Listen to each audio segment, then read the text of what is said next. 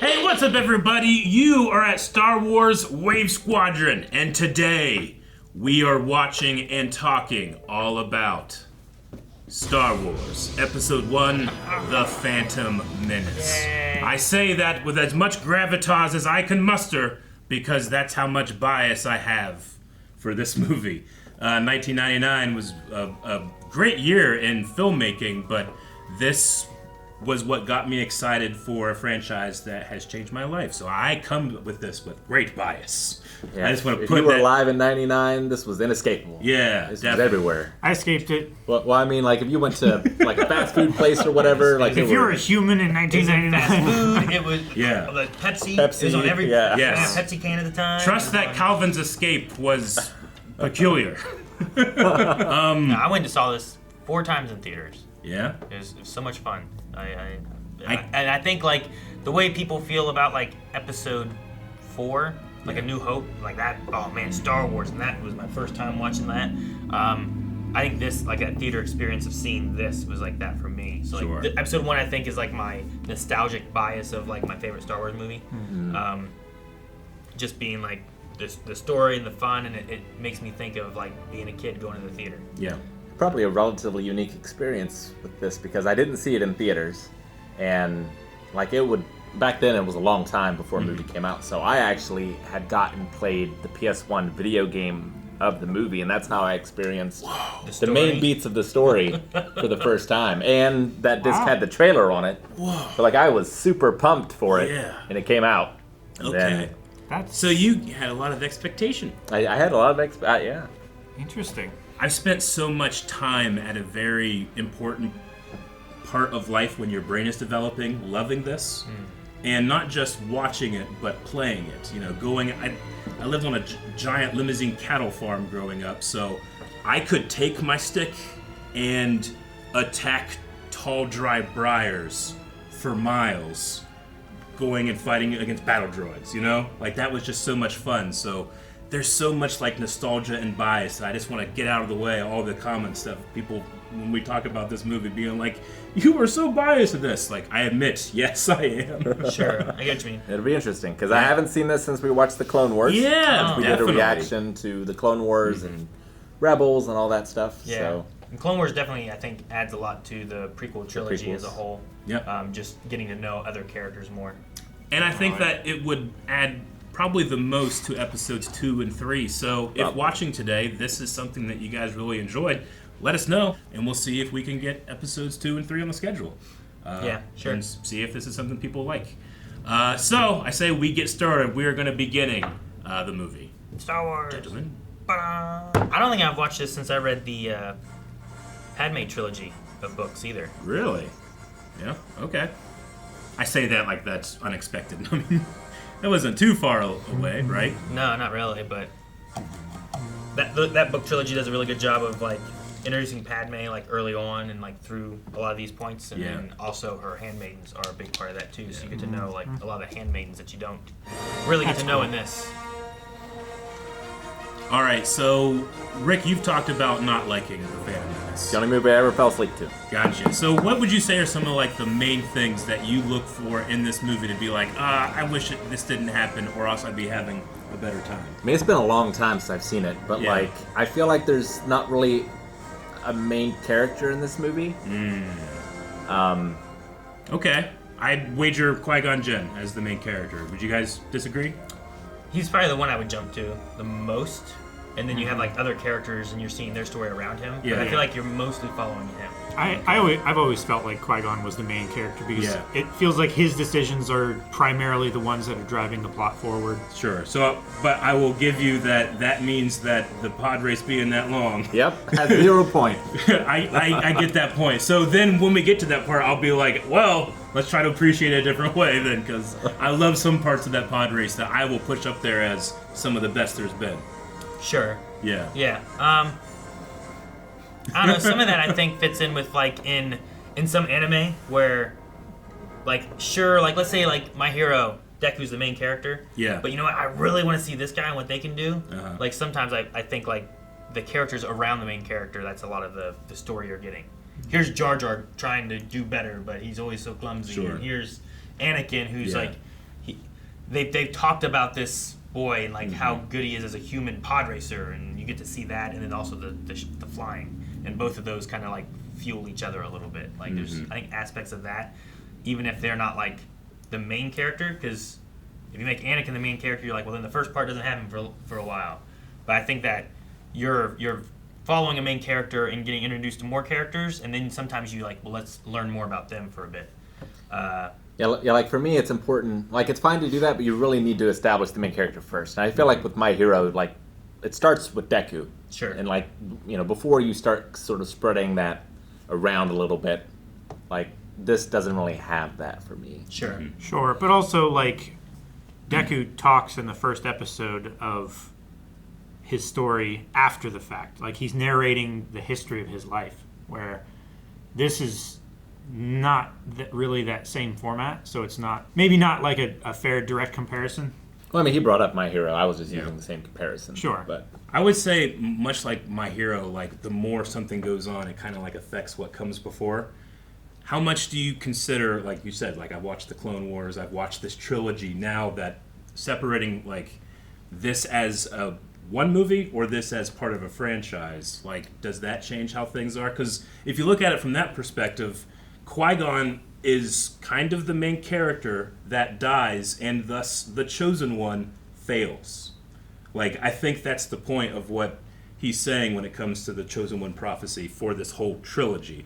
But I grant you that you can't enjoy that if you just take this into account, you know? So how much, like, does that change up, like, a main character dilemma for the prequel trilogy?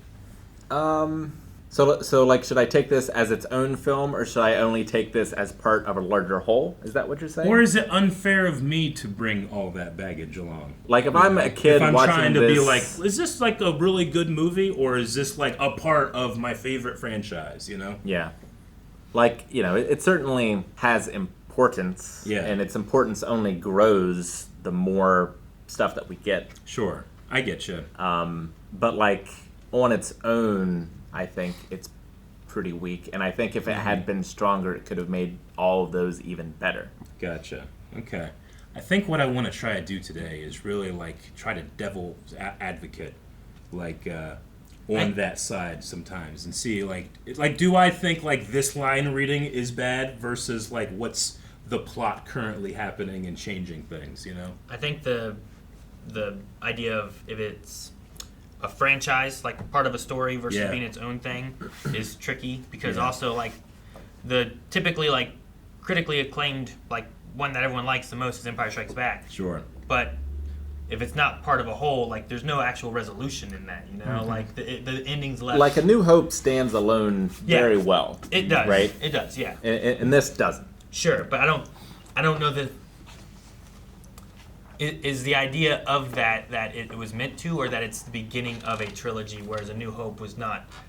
There was ideas of what could do, but it was made to also be a movie. It's like Fellowship right? of the Ring, right? But but Empire Strikes Back was not made to be its own movie. That's why it doesn't resolve. You get to, like, a climax, and then it's like, what happens next time? You're like, well, dang it, no. Sure. So, like, to look at that and be like, is that a good movie? Like, you can look at, like, individual things and the acting and all that too, but, like, as far as, like, story and traditional storytelling of a single movie, you don't get the ending. Whereas here, you're like, you don't really get the beginning you're wanting of, like, who are you being introduced to? And this kind of fits with George's his inspirations of, like, serials and stuff. Flash forward dilemmas. I mean, it's exactly. so crazy. It's like there's clearly a history that has already been happening, like stories you haven't seen yet. So, like, when you come in here, you're like, all right, well, this is the cowboy, whoever he is, walking into the town, and we're gonna see, like, what his adventure is. George, and maybe I'll learn more about him in the future. Maybe I won't. I guess. But we also don't go back and watch those serials either. Don't go back and watch the serials. Yeah. I didn't watch it at first. Yeah, what inspired I'm just you? talking about the because what inspired you was Star Wars, and you will cast that along to what is creative for you. You know, it'd be watching an episode of Mandalorian on its own. Even just the first episode of Mandalorian, like, you don't necessarily, like, get to know that character too much before he has adventures, and those are also trying to capture the same kind of idea. Yeah. So if you watch just the first episode, you don't really know the Mandalorian too well. You get to know him, and sometimes you branch off and meet new characters and things happen. But I think this one branches off for a few characters that they were introducing Yeah. to have as maybe reoccurring through the franchise. Yeah. And that's kind of the idea of a lot of that, especially since you got to introduce Anakin, and he has to be a reoccurring character. Yeah. But you introduce him in a way that's not you're following from his perspective. It went for like we discover him, and how did the Jedi find him? But in doing that too, like you argue with the idea of Obi-Wan kind of being the main character, but then he's also got a segment where you're following his master instead of Yeah. following Tatooine Obi-Wan is himself. mostly Qui-Gon. Yeah. Yeah. So there's I don't know. It's tricky to Yeah. nail down the main character part unless you're looking at like it's meant to be about these characters, like when you watch Game of Thrones. And it's like, well, who's the main character? Because there's a lot of characters in it that you could kind of pick that could fit into that category. Yeah, sure. But then there's all the extra side characters that are also important to the story, but like we don't follow them as much. So it's hard to pick out, I guess. We're not even to the crawl yet. I know, he paused it. He reversed it. Lucas is such an interesting director. Now that I look back, I'm in 2025 and I'm watching 1999, and all the expectation he had, and that Episode 1 is the title of this movie, which is a big expectation. And what Yeah. does he do with it? He starts with taxation and trade Taxation, routes, yeah. and the building of war bots that have nothing to do. So they, just so happen, this political populist rises through the military-industrial complex and takes over everything. George Lucas is making this in the 90s and talking about what he's seeing happening, just like he did when the 70s he saw Vietnam, know? He's putting so much expectation on here. He's such a gambler. He's a madman. Taxation. Yeah, that's what he's doing. He's just saying, like, hey, we're listening to what Reagan said. But it's not like enconched between captured space princess. Absolutely. Or- He also is telling a space opera, which is him being. He's like, I want to do some Flash Gordon stuff. I want to do some Akira Kurosawa stuff. Kurosawa. Yeah. And now he's like, I guess I gotta do some Star Wars stuff, whatever that means. Yes, sir. Tell them we wish to board at once. What are some other things, Rick, that you With you all look due at respect, when it comes the to ambassadors for the this Supreme movie? Chancellor wish to board immediately. Yes, of course. As you know, our blockade is perfectly legal. So, how do you feel about the Trade Federation characters and their voices and their... Oh, sure, yeah. So like Newt Gunray, the Trade Federation Viceroy, that is, he is the tool of the Sith in this movie. How do I feel about him? I'm assuming you're talking just about the voice performance and how it kind of sounds Japanese. I know that when this came out, there was a lot of talk about that type of thing. Silas Carson is the voice actor, and he has a podcast where he's talked about his process of creating the Newt Gunray voice, and he said that Japanese was never something that they talked about. It's just something they arrived at. He said just in character creation. And he said, Lucas never told me anything. He was like, yep, that's great. Sounds good, So he said he had a lot of control with this type of thing, and that he said, I can't speak about the others, Jar Jar Binks or something, but that was not a factor for us. So I guess if you can trust a guy like that versus 20 years of that being a huge criticism of the movie. I was just curious as Yeah. to what the backstory behind all Sure. that was. Yeah. But yeah, I mean, other than that, the Federation are incredibly wealthy, being controlled by a Sith Lord who is literally going to use their droid army to create sympathy for him and he's going to kill all of his planet people, He's going to kill the Naboo, he's going to kill the Gungans, and make the rest of the galaxy feel so sorry for him, they put him in position to take over the entire government. And he does it on purpose, utilizing everything he knows, It's a really, really scary villain for me. But you don't know that's happening. You get little hints here with Darth Maul and the specters and their ghosts, but you don't know the full breadth of that until you've watched Revenge of the Sith, So I have to bring all that. That's why I'm sitting here like, this shit is fucking gold, man. And I'm not even thinking about It's more like the watching voices a anymore, TV you know? a TV show after you've watched Yeah, it, sure. and now you put it all together. Like that's what these Yeah. were. That's what the foreshadowing that it was going for. So I guess I have to recognize that I think a lot of people heard it, and some of those people might have been offended by it. I don't think it was the intention, but that doesn't mean that them being offended was like an invalid feeling. I do like the puppeteering, Oh, yeah. To force a settlement. their faces. and- Yeah. Distract them. These actors We'll talk come about back how with hot seals. all I of bet. those things in there are, you know? And they just have to drink water or they get dehydrated. Send And I buy it. Those are aliens. Those are droids. Yeah. George Lucas I love is- the droids. The droids George are- Lucas is. We don't get this in movies these days. Every shot is a widescreen lens. He utilizes the entire widescreen. So when you're watching this in a movie theater, it is gigantic. You don't have these frantic movements of more modern movies. He's doing Ralph McQuarrie sketches for almost every shot. I challenge you, find me a shot that doesn't utilize a widescreen lens. Maybe that one. There you go. That's incredibly hard visual effect for 1999. Like, it's hard to not compare this to Episode 4. Yeah. And like, with that, if it's your first Star Wars, you're a kid or whatever, like you're starting with action, and like this, Yeah. it's certainly slower. It definitely is. This is setting a stage. This is showing that evil is happening, and the Jedi are just around right now. But I agree. You kind of have punch of, we're doing Star Wars, and then it's like, it's going to take a bit.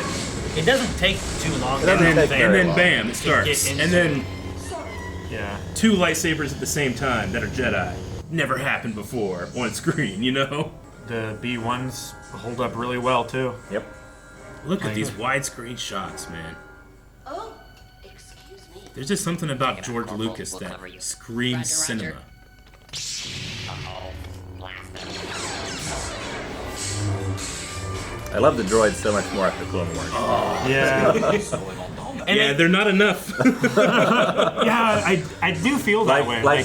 Like, cut Jar Jar and have them be the comic relief. I could see that. I could, yeah. I like Jar Jar in that Jar Jar needs to be the innocent person that gets swept up in the Sith. But that's why plan. Anakin is. Anakin is the chosen one. Yeah. Jar Jar is the innocent. Anakin, being the chosen one, is gifted power and has responsibility, and he fails his responsibility. But he Jar goes Jar, from- I don't think you can say that he's innocent. Well, I mean, but Anakin goes from an innocent kid here, Yeah. and like gets corrupted. And I understand that I'm now bringing all of Anakin's baggage with me here, where I'm going like, no, but I need Jar Jar to be my innocent guy. But Jar Jar he does play off the innocent more throughout Yeah. the series as Sure. a whole. I think they were going to use him more, and the Yeah. backlash was hard enough that they Sure. have him for like a scene and like maybe 2 scenes in the future movies. I thought these were so cool Oh my when god. I first saw them. Well, dude, when I first saw this stuff, I mean, lightsaber fighting is responsible for blind wave. You know, But yeah, it's- that's like if you go back to where they're cutting through, I see that and I immediately okay, think yeah, of the LCC, right? absolutely, Yeah. yeah, the intros that we would do. But I mean, this when I was a kid was what was rewound on VHS over and over again because I just loved watching it. You know, some people might say the swordplay is incredibly unrealistic because it's really twirly and they turn around like you don't want to offer your back. Like I kind of get that. It's not like the most exciting game fencing type of thing. But for me, I'm seeing superpowered space monks that can see the future. Yeah. Like you're gonna spin your back if you can see out your back, and that's what they can do. You can see out your back. They have the Force. They are playing chess against each other, and what they're currently doing is not what they're focused on. Think about in this movie, before Qui-Gon dies, Obi-Wan sees it happen. He's already there, but Qui-Gon is fucking too in the moment to survive the Sith. Like, there's really cool Duel of the Fate stuff when it comes to this. I can't wait to get into it. But I want to just highlight how awesome the action is for this, for people that have never seen Jedi be like this in 1999. He's going to do the Blind Wave logo. Yeah, right? Oh, man. That was one of my first visual effects tests I did at Washington State. Oh, my God. I love how it's like moving, like melting and sliding down the door. It's really convincing. I don't know how he ended up in that block position. Because that's where he needed to be. Don't you understand? He's I think he sweeping was- his trash. That's the only I time think he during was stabbing all of the it. B1 in the back again. It's just they didn't do the effect for the B1 standing there. I think that's been the only one. Like every time I watch him, like, how did he end up from like the last time we saw him? Yeah. What he did, and there was like no one to like now he's Yeah. like this blocking like that, and I was like, for me, I was always like, what happened? Do you Like, want to know? I know exactly what happened. Sometimes it's one of those things where it's like, oh, there's probably a cut scene or something Yeah. or a clip, but what happened? Look, it's Ewan McGregor being like, this would be cool. Okay? That's what it is. But you know what it also is? Because I'm bringing all my Star Wars baggage Oh, in. you're bringing baggage in. I'm bringing I thought you baggage had, like in. an answer. A Jedi puts that there because that's the only angle the lightsaber will reflect back and hit the droid. He has to put it there. Now watch his performance. He realizes I got to put it there, so he puts it there coolly. And you made it. You work. ready? You know Because, where like, look at him. Where's he the is saber gotta there. be, baby? I let the force flow through me. Where you want it? There's no one. Oh, there's a guy. Right there. What That's happened? where it goes. Why was it upside down from that point to that point? Well, because he's stabbing all the dead ones. He's just making sure they're dead. Make sure they're dead. Is that what he was doing? Yeah. Ka-chish. He's doing a double stab. That's the Awesome. only move where I've always been like, Yeah. what happened Jedi. from this to this? I mean, it's possible that there were other droids that were shooting at them and were running up, but because we were in with the Trade Yeah. Federation, we didn't see that, Yeah. and then we just cut partway in between to where he's finishing off Yeah, that last I have a wave. special place in my heart for droids or anything really that like has a separate mode for movement and for Yes. fighting. Yeah, Oh, that's pretty cool. they're so Like cool. X-wings. Yeah, X-wings when they Like, like move. attack attack position. position. Yep. Yeah. Yes. Gorons and Zelda. They become Any- boulders. Yes. It's like a cobra. You're so right. right. Where it's Yeah. like cobra and then it's like fighting. You know. What? I mean, it was the coolest toy.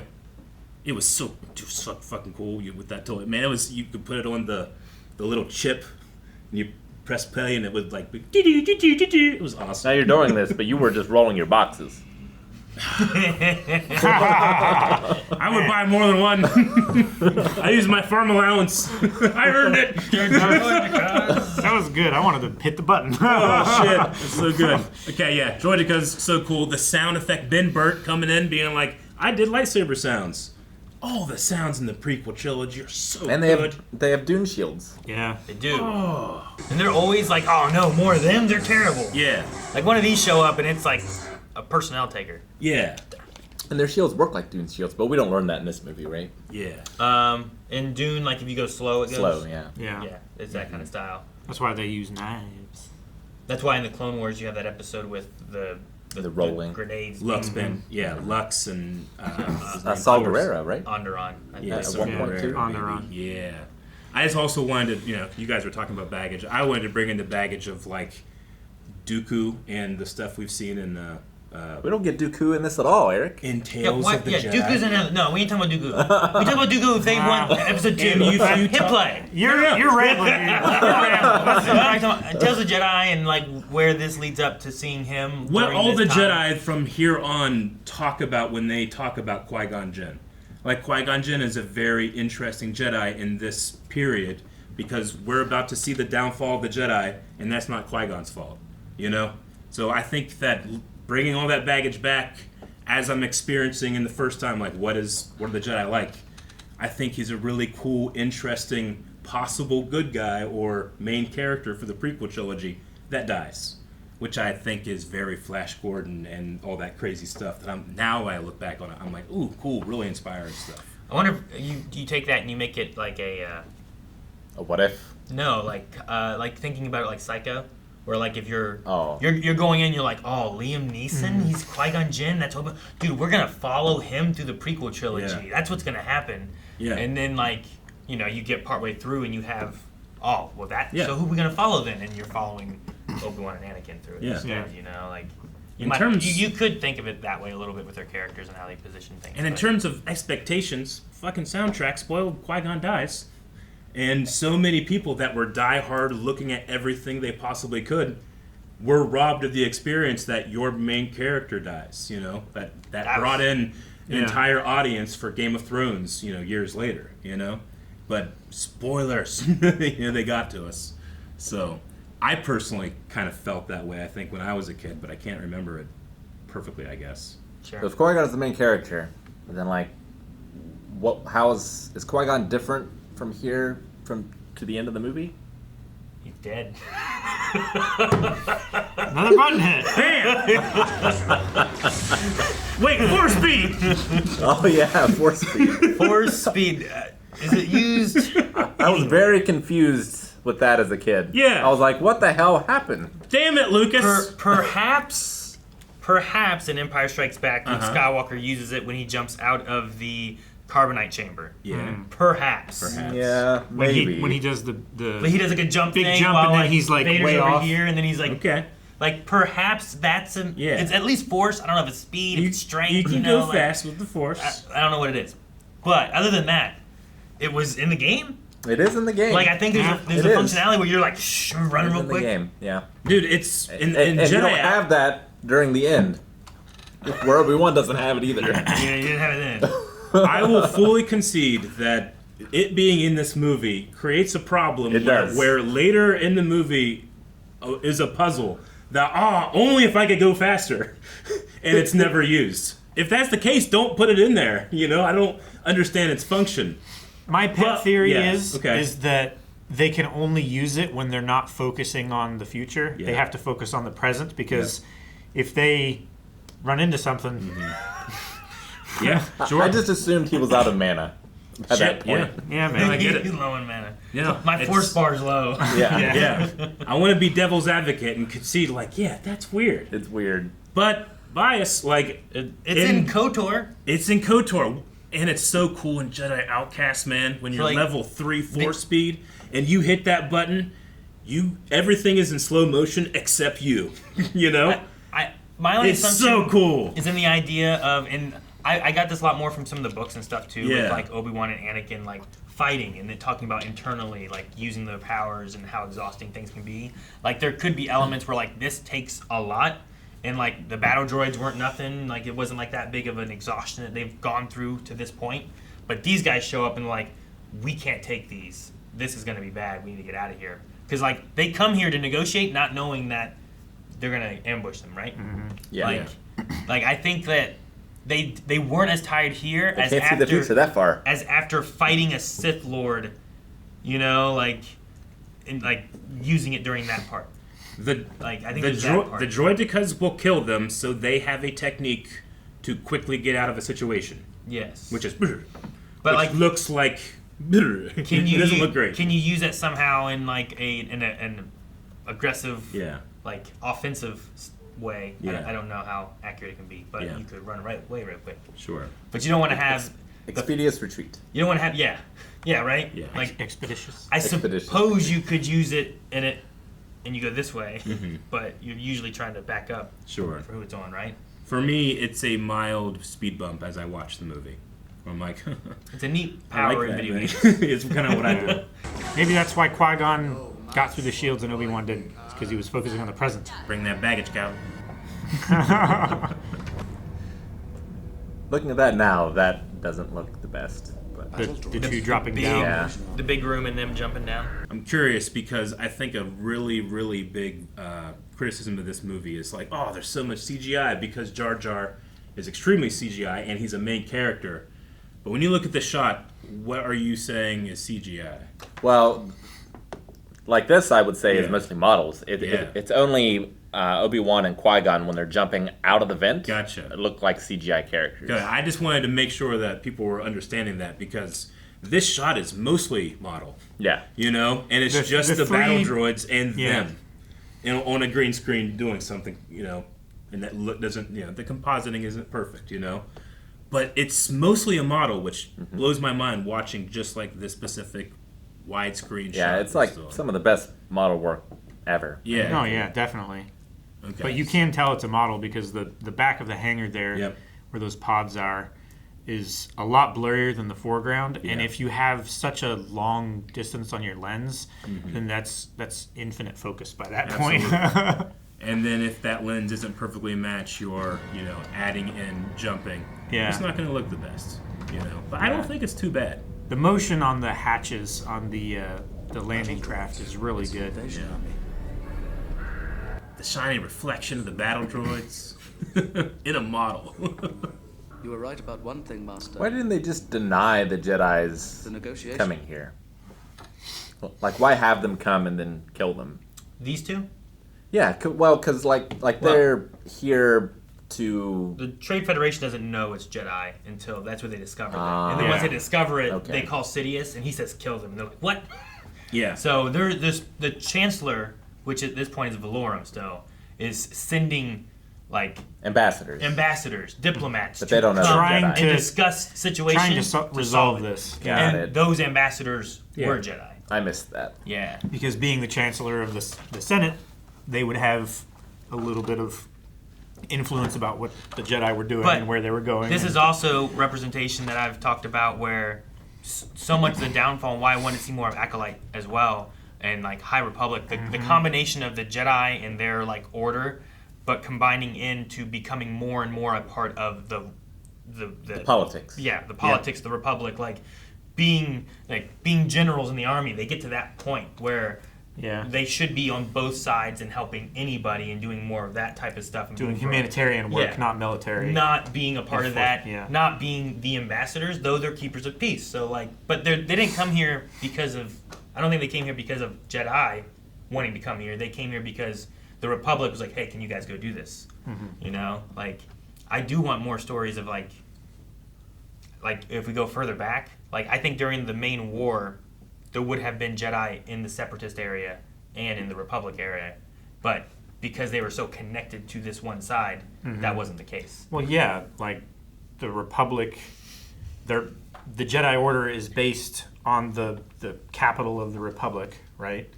It's kind of difficult to not be in support of that capital of that of that government that you're under when they are at war with another government. You know? So it's just as they get more and more connected, and I think this can also be kind of an example of that, where it seems like, oh, well, they're here because of the Republic, or later on when Chancellor's like, oh, Master Skywalker he should be on the council, put him there. It's like, no, you're a knight, not a master. that happens. You're only here because of politics. Yeah. You're not here because we think you've ascended to the point of master. So there's just a lot of those elements that you get more and more of. I've heard a lot of people complain, man, Windu's being unreasonable there. It's like, no, he's being completely reasonable and logical. He's maintaining the dignity of his position. He's, keeping it real. Yeah. It's interesting because you have kind of a reverse of what I think, you would expect, where typically, I think you would see the religion and the order taking over the ideas of what the politics that they're doing. But this more so is the politics are taking over this order and this religion and kind of navigating it to essentially eradicate it eventually. Sure. Which is a different kind of take I think that you would usually look at. Palpatine is the ultimate puppet master, as we learn in Clone Wars and all this baggage that we bring back from the stuff we've watched so far. Did he send Qui-Gon on purpose at the beginning of this movie? Oh, is that part of Palpatine's? Yeah, Palpatine is a Sith Lord, and then he puts his own Sith apprentice for the first time in 1,000 years in that guy's way, and he dies, and Anakin then doesn't have a father. Bring all that baggage here. I'm going to smuggle all that stuff in here now, too, as we watch. Sure, and some of that, I don't know if that's the case, because I think you can also look at things with, the Zillo Beast, where the occurrence of finding that, I don't think was part of his plan, but then once it was revealed to be something, it then stayed within his knowledge wheel, you know what I mean? Where, he saw something that was worth having. Yeah, I think the ending when you get, we will watch your career with great interest. Okay, that line there is that I now have discovered you, and I'm going to see where this goes. So you don't bring in any idea of Palpatine knowing that there's a vergence of the Force, just like the Jedi learn it?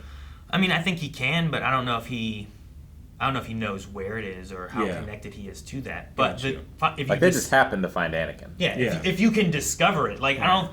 Qui-Gon can be like, oh, well, the Force guided me here. Yeah. But he didn't know. He wasn't coming here to find it. Yeah. I think in the same sense, Palpatine might be like, something's weird, and I can't tell what it is or where Sure. it is. And then, like, once he discovers it, then now it's a thing. That explains why I was feeling that way. Once now. Lothal has that one discovery and he sends out one guy to start digging and doing his stuff, like Sure. now we're looking into this a lot more. But you don't know it until whatever it is that you discover allows you to know it. So I think that he becomes a part of like something he's going to keep in mind and maybe work on. Yeah. This virgins and this young Jedi that could be the chosen one. Yeah, Right? It's I just feel like interesting Anakin how- accelerated his plans. Yeah. I just find it so interesting when he chooses to send his Sith apprentice Sure. into this movie. Now, Like when he was like, ooh, I have to risk discovery for this. this also could push in towards Dooku maybe as well. Yeah. If you're like, oh well, I have this one. If he kills Qui-Gon, if he kills him, maybe whatever I can do, I can push Dooku more. Like maybe somehow it could be related Yeah. to that, where he thinks he Absolutely. could take advantage there. Dooku and turns he, quite and he quickly manipulates, after this movie. or Qui-Gon and Obi-Wan. It didn't matter which Jedi went on this mission. Mm-hmm. Just like as it goes Yeah. on, he's like, kill the Jedi. They shouldn't have sent them, and then let's Yeah. move on with the plan that I have. Mm-hmm. So I don't know. It could go either way, I suppose, because we've seen him be really crafty in the past. But You bring in like he also needs to discover things too, and then like just use it to his advantage. Yeah, Kind of sure. Thrawn-like, right? yeah. Thrawn makes really good plans, but he also he learns new stuff and then uses that to like just keep things going the way he wants. Thrawn, also not in this movie. No, but as I said, Palpatine. Better than Thrawn? at At what? Planning instantly. I mean, As the Force wills it. probably, Yeah. I'd say. I don't know. I feel like Did Thrawn Palpatine. have another body waiting for him? As if he could. I think it depends on the scenario. Because I Yeah. think if you have all of the time on the clock in the world, Yeah. then it's Palpatine. Mm-hmm. But if you're playing speed chess, Mm. then it's definitely Thrawn. Gotcha. Interesting. That would be fucking fun. Write a book about that. I'm sure I had a reason for pausing. Sir, I lost it. transmission from the planet. His Queen Amidala Bam, herself. Queen. At last, we are getting results. A really cool detail that I learned this last year is that the design team didn't really include much like really culturally heavy things like face paint for like a geisha unless it also showed up in various cultures around the world. So they would generally say like if it showed up in 3 places. So the geisha look for Japanese, you have Mongolian brides, and you have the Queen of England. You know, and now we have Princess Amidala.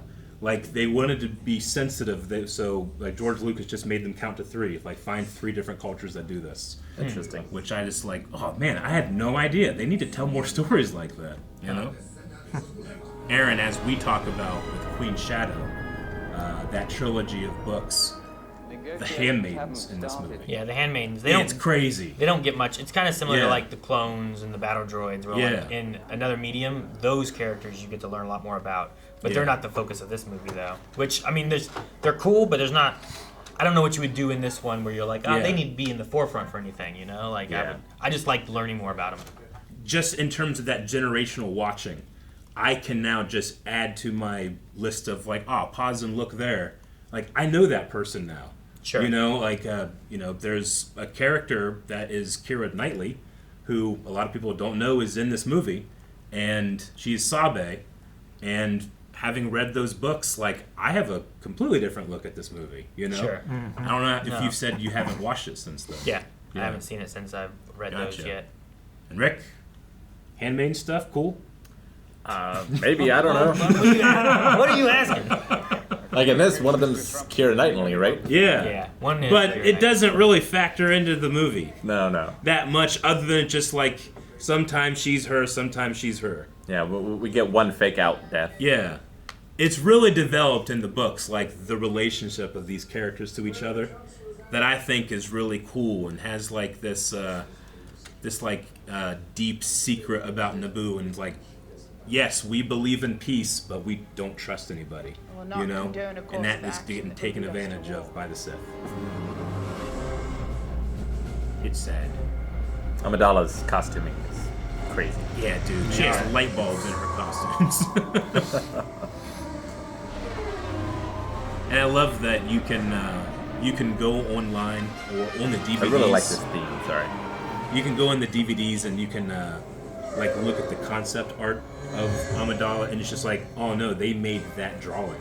Yeah. Really cool stuff. This one gets stuck in my head a lot. Oh yeah, definitely. It's very Empire, but it's all droid, which is not. We weren't able to do a whole lot of droid stuff in the original trilogy. This is all droid. Mm-hmm. Yeah, it reminds me of Last Crusade a lot. Yeah, the music in it. Now we're watching this movie in 2025. You're seeing these effects, right?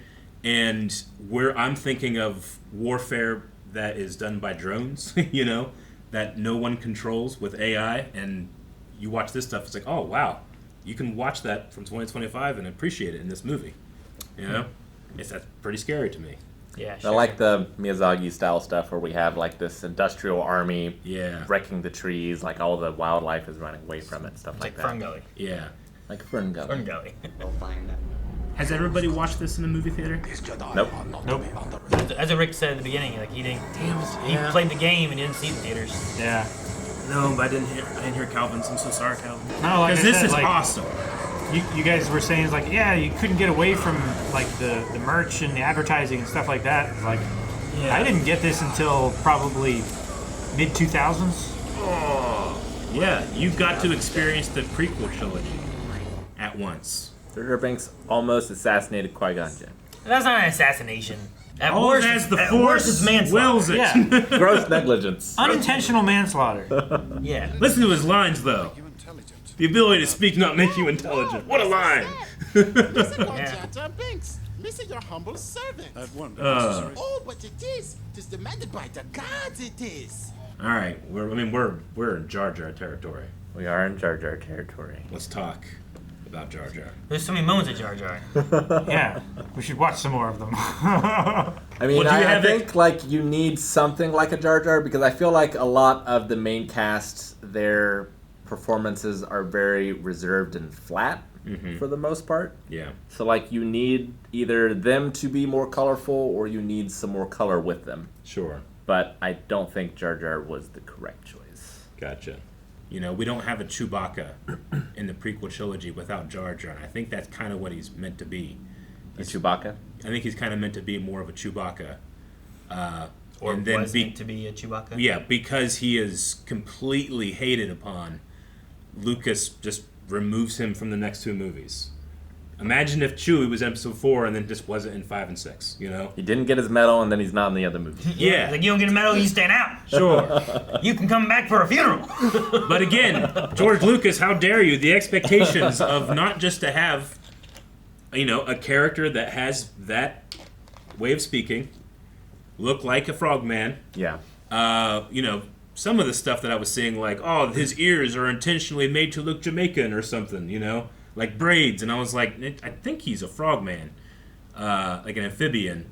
But like, I think a lot of hate was put upon this character specifically that they just dropped him. Oh, so sad. I don't think Ahmed Best deserves any of that heat. Like, I don't think any of it is his fault. Yeah. Or anything. Like, he got a bad rap. But we also have to remember, there are some people that say Jar Jar's a hidden Sith Lord. But we can say, no. In the Clone Wars, Jar Jar is a master of chaos. He's not a master of anything. Chaos masters him. Yes, sure. Yeah, he's a chaos sorcerer, I suppose. Then. Sure, yeah. It just happens.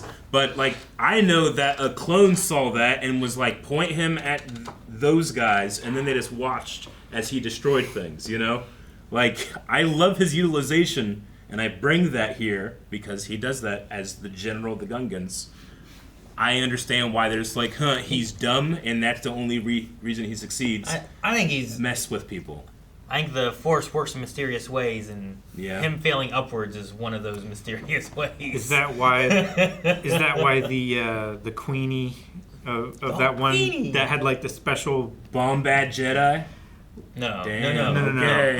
I'm talking about the one where he had the Ordotans. relationship with the with the Ordotans. And because she was like a priestess, she had like a special connection to the Force as well. Maybe that's why she was drawn to him. Yeah. But it's a good thought exercise. Like, would we have hated Chewie as much if we could understand him? Yeah, well, what would he sound like? You know? Yeah. What do you make? I want to know what he says when he looks at him after chuffing. Yeah.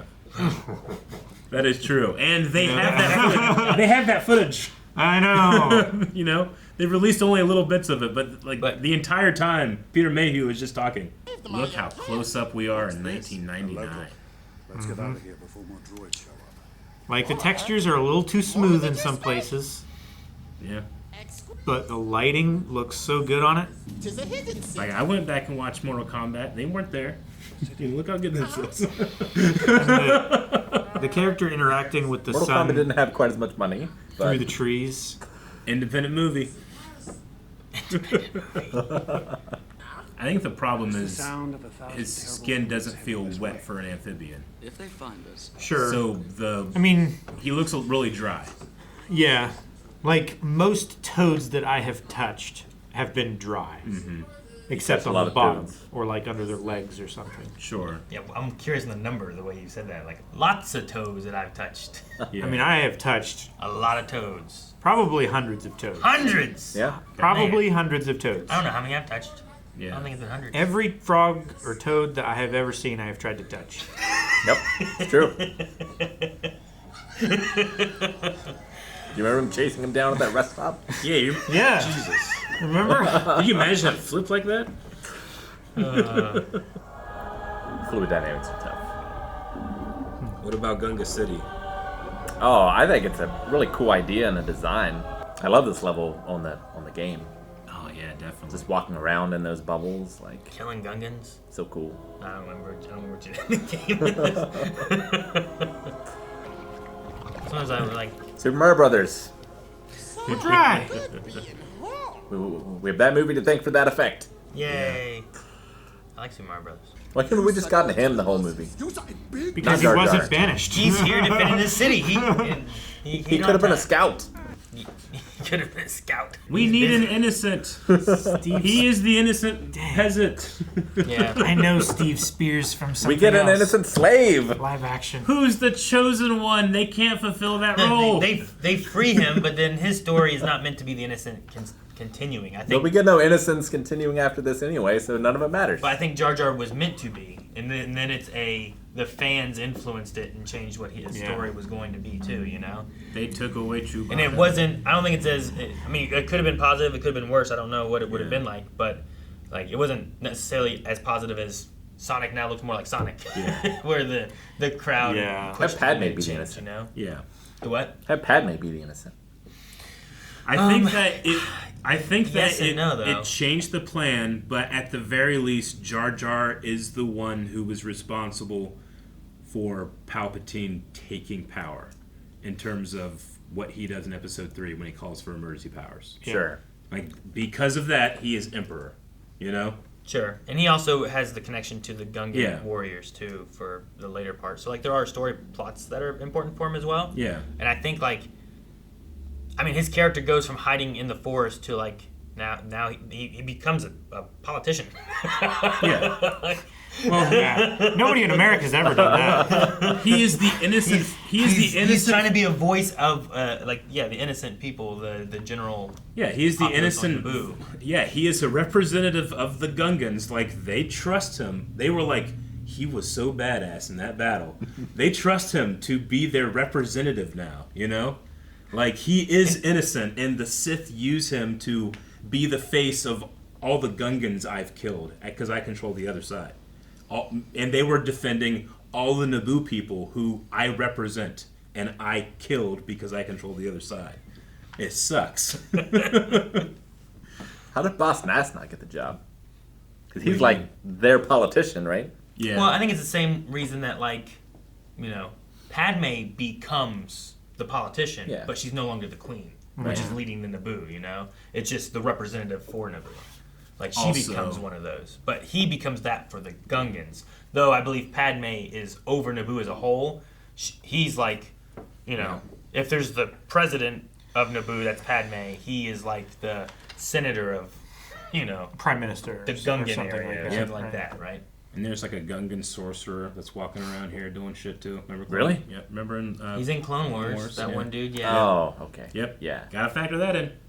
No, you don't. You don't have to talk about that at all. Not yet. I love Brian Blessed. Brian Blessed, man.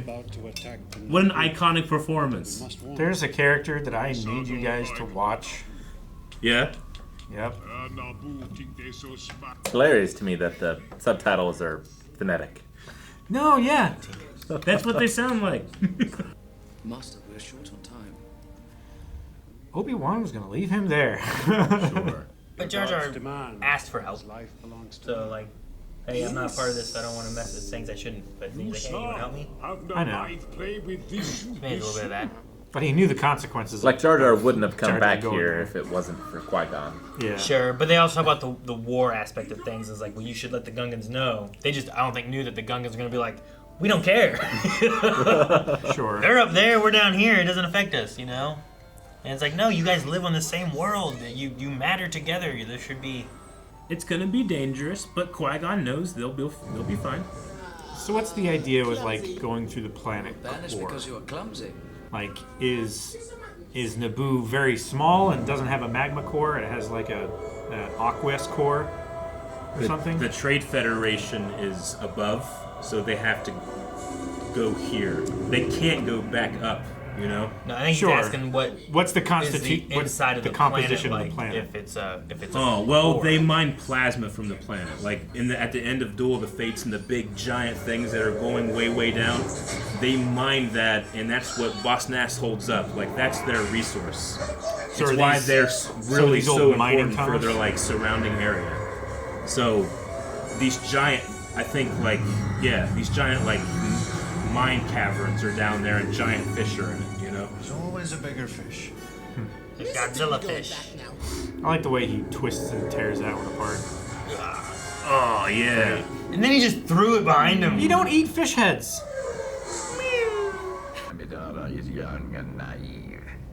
Young and naive, innocent. Don't need her. She's the love interest. Anakin's a chosen one. She's a love interest. We need someone innocent. Skywalker was our innocent one in the original trilogy. Sure, but C-3PO was the innocent in the original trilogy. Also, right? He's the droid. Innocent? I would say so. And we don't really have we have an R2, but we don't really have a 3PO, and we only have him for one part in Tatooine, and then he's gone, you know? So we have to replace that with R2 and 3PO coming up in the droid factory, you know? Mm-hmm. Yeah, where he's like, oh no, what's happening? Oh no, don't shoot my... with this blaster, I didn't mean to do this. You know, Sure, he does yeah. have that element there. So I get that. we kind of just, I think, I lose the get intention. what you mean. So That could have been Jar Jar. yeah. Or something. Maybe not take his head off, but you know Sure, what I I mean? get Like you. somehow in a... Sure. So instead of capacity. having to look at what was presented in the movies, I have to bring in all the innocent stuff that Clone Wars did to try to like justify why this character has so much screen time. Well, right? because as much as like trying to look at it as like its own movie, there is a lot of like they're planning a trilogy of movies like Lord of the Rings did. So you need to set up characters and then try to like continue what their stories are going to be. Yeah. So I do think that there is a lot of that you should look at with like, well, why is Padme like this? And then what changes over these 3 movies that you can get? Or, I mean, same with Anakin. Like, because you can be like, Anakin's innocent, but he's not innocent the whole time. Yeah. You know? Whereas, like, I do think Jar Jar could have been that, or 3PO is maybe more like that of Lights! consistently. Christmas tree. Cable. Yeah, it's hiding a cable, right? It's not hiding. It's just kind of there's a shadow there. You can see to the left. The black cable coming down. Oh, is that a cable? I back thought that was here. a crack. Yeah, I thought it was Hey, a crack. comes on. There we go. It's I believe a cable that runs over here to the right from. Yeah, I know, you're right. Yep. That's so lazily put there. They could have hidden that way better. Yeah, but you always thought it was a crack until I'm like, hey, this is what it is. And you're like, what? Widescreen. Well, I didn't really look back there. Anyway, I was looking at the That's another thing windows. too. Is like, but that's how they get her like lights to Yeah. work. Is it's actually powered. You know. Now, Yeah. this building, is this in Spain? Am I remembering that right? Have you Italy. forgot? Italy? Italy. Yeah. Man, when I was studying for Schmodown, like I had to do that every night so I could remember. But now you ask me, I'm like, no idea. Because I haven't been exercising that muscle. Sure. But if you had asked me then, I would have said it. Is that one of the those shuttles? Tanks, isn't it? It's a Separatist shuttle? This is the Separatist shuttle that, like, when they land, it has 4 legs that come out. You see them in Clone Wars. It has and Bad Batch. the fish fin top, the right? Phantom 2 is one of them, I think, right? In Rebels? Okay. Something like that. There is one that's a Separatist, like, shuttle. Yeah. This is at least, if not that exact model, that same base. You can see how the legs are out and stuff. Yeah, it could be a precursor. Yeah. Viceroy, we have captured the Queen. John Williams subtlety here. Just also take that music and try to picture Indiana Jones or Kevin McAllister. Yeah. I love the noise that that B1 noise is makes really as good. he flies backwards. I love that Qui-Gon, like, he has the English broadsword because he's Rob Roy, and then Yep. now he's in Star Yep. Wars. Puts his saber away like a broadsword. Yeah, way put out in here. his scabbard. Makes no sense, but He damn it, it's cool. He was taken from us. And Obi-Wan is just a conventional Jedi that follows the rules. We're ambassadors for the Supreme Chancellor. Your negotiations seem to have failed. Oh, there's a lot in the books and different things too that have Obi-Wan, he's a lot more rebellious in his younger days. Mm-hmm. So to use that, they make the rebellious pupil go with the rebellious teacher. So in order for him to rebel against his master, he has to do the right thing, not the wrong thing. Yeah. Yeah. So he often- becomes a following more of the rules the way. Senator Palpatine will need I your love the way help. his beard jiggles when right there when he See just the end of it like just jiggles really quickly. See, bibble. I don't know how many people I should trust when it comes to Palpatine, but I trust C.O. Bibble. But now when I watch it, I can't trust Panaka. He does some shit. I mean, he's trying to help everything he can now. Yep. Like I think here is still, and then I get his intentions, but yeah, things for him go differently. I'm bringing baggage. But that's not what you're getting at, though. So I get that too. Yeah, I get you. Where are you taking them? To Coruscant. I do like that we come back here and like you get glimpses of like the N1s in the background. Mm-hmm. But it's not really until we come back that you get to see them like taken off out of this hangar and actually being used. It's like when you go to Yavin and you see like a lot of ships on the ground and stuff in the background, but then you see them all take off and then we're in combat. Yeah. Oh, look at this cockpit.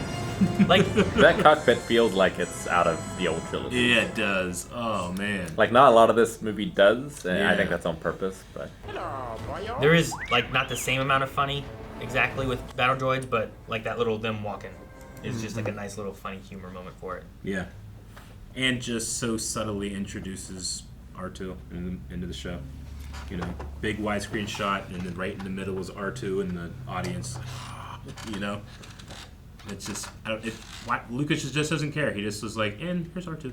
Well, for new people watching too, you're slowly introduced. So like, Yeah, if you're definitely. coming in without the baggage, you're being introduced. This to is something. episode 1. Like I heard Ian say that he did not try to be Palpatine and Sidious. He tried to be Palpatine for like marketing reasons.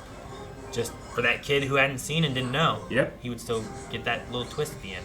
It didn't work on me, but imagine if it did. Sure, yeah. The people watching for the first time not knowing. Yeah, I do envy that experience because it didn't work on me. I had read too many books at the library. You know, no, Palpatine comes back all the time. It's fine. Yep.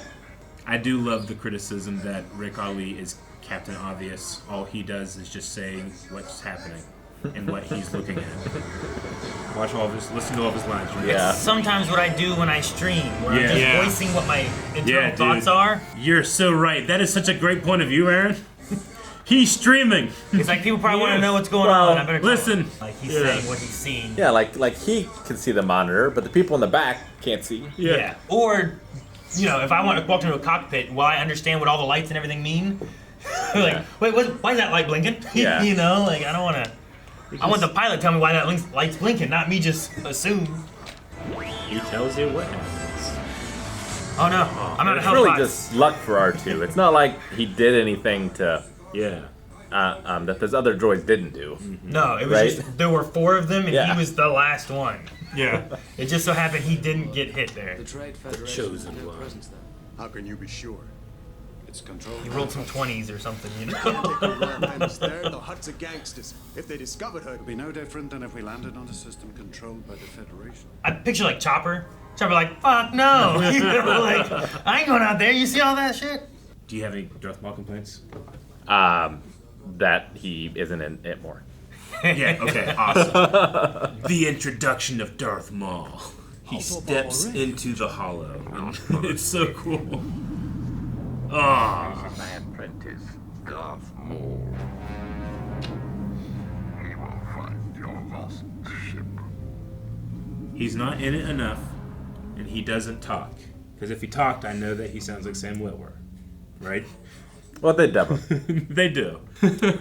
He has. But he's mostly quiet. He is an instrument. Darth Sidious has him go there, and he says nothing, and he just kills Jedi. Yeah. There's a cut scene, I think, that he talked in, right? Or something? Yeah, I remember something at some point, or maybe... In this movie? Yeah, where I think it was like Palpatine and him on a balcony. Yeah, they're walking on a balcony. That. And he had a line there, but I don't know if it ended up in the movie or not. I have memory of it, though. Yeah. I remember okay. it. It's in the movie, yeah. But you mean like in this moment where he doesn't talk, he just shows up? Yeah, just the idea that Maul has a lot to say. We know that. Yeah. We know Maul that in the Clone Wars, he has a lot to say.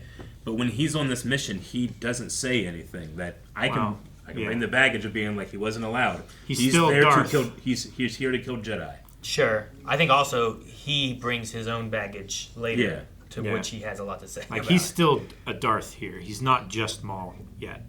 Absolutely. He's not fallen. You're Gungan, aren't you? He pushes the border up the hill. How'd you end up here with us? mine no no. Me say day starting pretty okie day with the brisky I do morning like munch. the subtitles, right? Wouldn't the queen of the planet know what a Gungan is? The queen would, yeah. What, a handmaid? You guys have been talking them up. Which one is it? But she... Oh, I know. Also needs to but not she's seem also like the queen, playing the part of... Yeah. So you ask questions to try to get someone to talk about themselves and so that you can learn. That's also why they do it too, is gathering information sometimes. Yeah. She didn't. She didn't go to the Gungan city. Yeah. A thing they added to the books that's interesting is just like they're kind of like this bodyguard information network between having all of them because of what type of things they take care of and like what they'll do and swap out with for like the security reason of swapping was so that if they take the queen, it won't really be the queen and that person is going to be a sacrifice but a protection type of thing of like keeping her safe. The body double. Yeah. Kind of. So like there's a lot of stuff that they have with the handmaiden. So her like trying to act not at all like it, I think also works even just in the scope of this movie of her trying to like, no, I'm supposed to be a handmaiden and not be.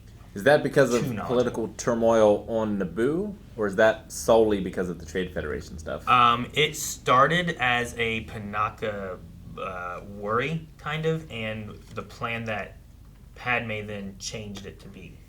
Like, he was looking for one person who could be a body double to switch whenever they wanted to.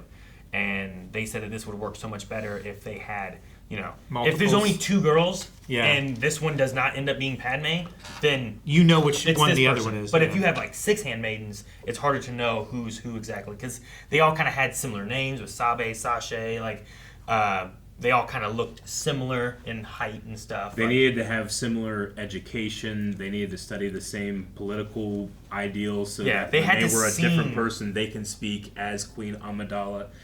They would limit the way they would have emotional speech so that they could match Queen Amidala's performance. When she's Padme, she's really normal. When she's Queen Amidala, she's very, very formal. She's very monotone. Yeah.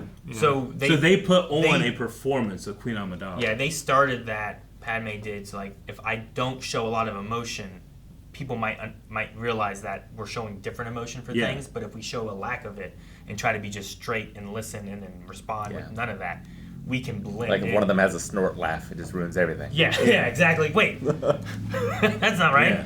Yeah. Like, did we see Keira Knightley already as Padme? Like, I think we have already. Did you guys? Black notice? dress. As Amidala? Yeah. When she was being walked down the stairs by the droids. When I was a kid, I was like, what? By the time the Trade Federation are there and getting her, it is no longer. They've already made the swap. But those are also all things that I pulled from later knowing stuff, Sure. not from this one here. But yeah, when I first watched it, I didn't realize that they were like I might have not really even been paying close enough attention when she reveals it in the forest with the Gungans. Like I just probably wasn't paying attention. Sure. It didn't feel like a big reveal to you necessarily. You're just kind of like, wait, what? I do feel like Tatooine, like this being Tatooine, makes the universe feel smaller. Like I do disagree with that choice, and would rather have it been a different planet. Different planet in general. Especially because it makes hiding Luke there make less sense, I think. It depends on some stuff. I had to bring I get what you mean. 2 stuff.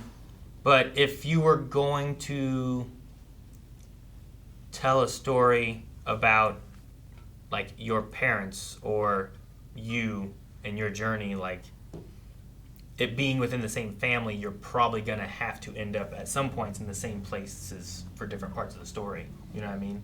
So I think there is some elements of that where it's like, well, where would you have found Anakin? It's like on Tatooine. But why do they find Anakin? And it's because of this.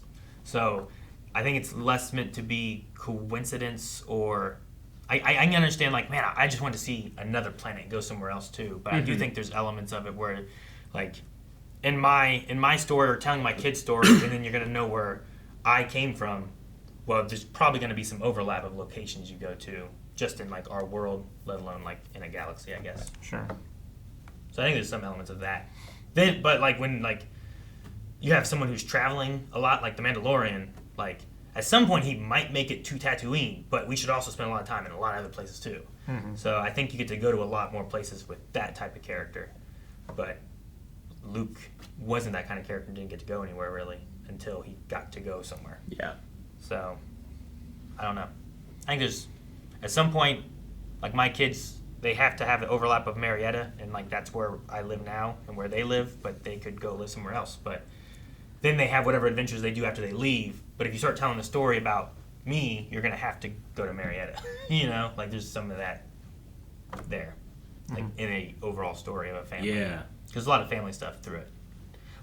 But I also think, I don't think it fits into this necessarily. So, but in a general sense of why did they bring Luke back to Tatooine and being like, well, that didn't make a lot of sense to do that. Like, it could have been like really obvious or an understanding of Vader trying to push away that, so coming back there is not a thing he'd want to do. But I also think like the name. I was talking with Eric the other day. I was like, and I think we're gonna talk about it more on Badonkagong. But I was like, there's a conversation Melly and I had about like, what if the name Skywalker is like a bastard name, like how you have Jon Snow and everyone who was a Snow, like Shmi having it from being a slave. Is there something there where like at some point there's parents that weren't known? And I was like, that's a neat conversation point. I wonder how far you can take that kind of thing. So, but that's not part of this actual story. Yeah. It was just something I thought about. Where it's where like, did Shmi get her surname? Yeah, because that's where we get Skywalker. And I don't know if we have anything before that related to the Skywalker name or how often we see Skywalkers. But is it possible that it's not necessarily a family name and that it's more related to a class? Yeah, kind of like that, where it's like, well, we don't know. You know, they do Han, where it's like, who are you? But that guy just makes him a name and calls it Solo. Like, what our last names meant to be sometimes, and is Skywalker something that was taken because there was no name, or they give people that name as like a John Doe, like a John, like a Jon Snow, a John Doe, like you don't know it, so a Skywalker's one of those you can pull and use. And I was like, well, if that's the case too, if they ever did something like that and did that, Rey taking the name of Skywalker is kind of her like, I'm wanting to remove that, and I want this to be a name, and this is what this name means. Sure. I don't want her to be remembered as a relative of Palpatine. I want to be remembered for who I am. Yeah. Like, if it really didn't have any meaning, they gave it meaning. So now John Doe, when you think they're John Doe, it is now, this is who those people were. These are the Does. Now we can't use John Doe anymore as a generic person. They took it away because it's a known name now. Damn. You know? Sure. Or more people take it. It was just a fun, like, thought experiment I was doing one time. It's like my only fan theory that we've ever like talked about, and like that would be an like, interesting theory when you take into consideration the title of the movie, right? The Rise of Skywalker, like that one. Yeah, like all of the people who've been pushed away and outcast of society and stuff. Now it's their time. Yeah. And inspired by the story of Luke Skywalker. Yeah. a name the that underdog. was, a name that might have been given to people that didn't even have a last name. Yeah. It was the John Doe's kind Sure. of thing. I just thought it was a neat, like, that could be a neat story. Yeah. I have no info on it. In anything, except for us just talking about it. Tatooine has to come back because of Skywalker's name. I get you. Cool. I love this movie so much. So the first time I watched this, I thought everyone knew, and that they were afraid of being spied upon, so that they were like winky wink conversation to each other. Is like, no, this is the handmaid. The handmaid is being sent here by the queen. I love it. Yeah, like she's essentially here to watch and report back kind of thing, right? Yeah. Yeah, we talked Originally, I just felt like, oh yeah, she's just like everyone here knows that she's the queen, and she's just playing the part so that no one knows. Which makes a lot of Qui-Gon's lines funny. Yeah. Yeah. Like, I fully believe it, especially reading some of the books now. And yeah, a lot of his lines coming up are really funny that he's looking at and being like, I know you're the queen. I never got it when I was a kid. Yeah. Nope. It took me to the end being like, huh? And then I had to just rewatch it a bunch of times, which I already was doing. That suit that guy has on, Yeah, in the never background. noticed before, but that's kind of cool. The Kind of looks like Snake Man from Mega Man 3. No, he's not in this shot yet. It's Go back just a little bit. go back and then push play again. Oh, look. This kind of looked like a snake a Yeah, little bit. even the coloring. King Cobra. Yeah. Silly. That giant tall guy back there. It's interesting too that Qui-Gon chose one of the smaller dealers in town when we could have gotten a completely different story from maybe a more reputable dealer. It's like when you want to buy a car, don't necessarily go to like the no pre-approval required, $500 down kind of place. Maybe you want to Start somewhere else. First. yeah. I do enjoy knowing that Toydarians float with helium a lot, and their wings just kind of direct them. They're floaters. Knowing that from the Clone Wars. You're a funny little boy. How do you know so much? I've also thought a lot about how Anakin built 3PO. Yeah. Was he smuggling parts home for years? Yeah. And how is he doing that to where his shrewd master never found out that they were might have missing been- parts? What little bit of money he could, or what little parts he could get from Watto. Like, not only that, he has a whole pod racing thing. Yeah. Like My name is Anna. Oh yeah. the He depiction races. of child slavery in this universe is It's not very the forgiving. best. Yeah. Like I just watched Temple of Doom, and like that. Yeah, that awful. one's rough. Like this doesn't seem bad. Like him and his mom have like their own house. It seems a little bit more like It's a small house, but like you're not able to leave. They blow you up. Like, oh, that stuff sucks, but at least you get to not have to be chained up to a thing. yeah. I mean, a little bit more freedom, but I don't think they don't have money, so they can't escape. They can't go anywhere else. Sure. It's closer to a Indentured servitude. Well, but the towns like rundown. Rundown. Oh, You know what I mean? company Yeah. town. Company town kind of thing, where it's Yeah. like you're not a slave, but everything you have is owned by this guy. It's what he gives you, and you can't really seem to get enough. But a lot of that is like you as an adult knowing what a slave is and sort of bring that to this. It's not like this is a very good depiction of what slavery is. Okay, back here behind Watto, there is a stack of droids back there. Yeah. Are those They're all the healing droids, aren't they? Look like the medical droids. the medical droids I and think, the like, that's the ones that interrogation are, like- droids and stuff? Maybe. They're M1 medical droids, I think. Like They remind me of, they're- like, they're, one of the- They're pointed this way, and their voice boxes on the front. They remind Yeah. me of like the model of the ones like fixing Luke's hand, like when he's doing that. Poking with the needles and stuff. At the back to tanks and Yeah. stuff, something like that. That's what it reminds me of. Probably an earlier model or something like that, kind of resembling the same, but looking maybe a little different. I can't wait for the pod race. My trick's gonna work on me. Only money. No money, no parts, no deal. Lucas has a power scale. Like, you don't mean shit on this planet. Well, some people it doesn't work. We're leaving. Jar Jar. I need to get into that situation. Yeah. In what situation was he picking more than he could carry up? Why did he have that then many to juggle them. begin with? Like, why? I don't know. We jumped into the middle of whatever he caused happen there. Yeah, main character-wise, I would say Qui-Gon takes over this part of the movie.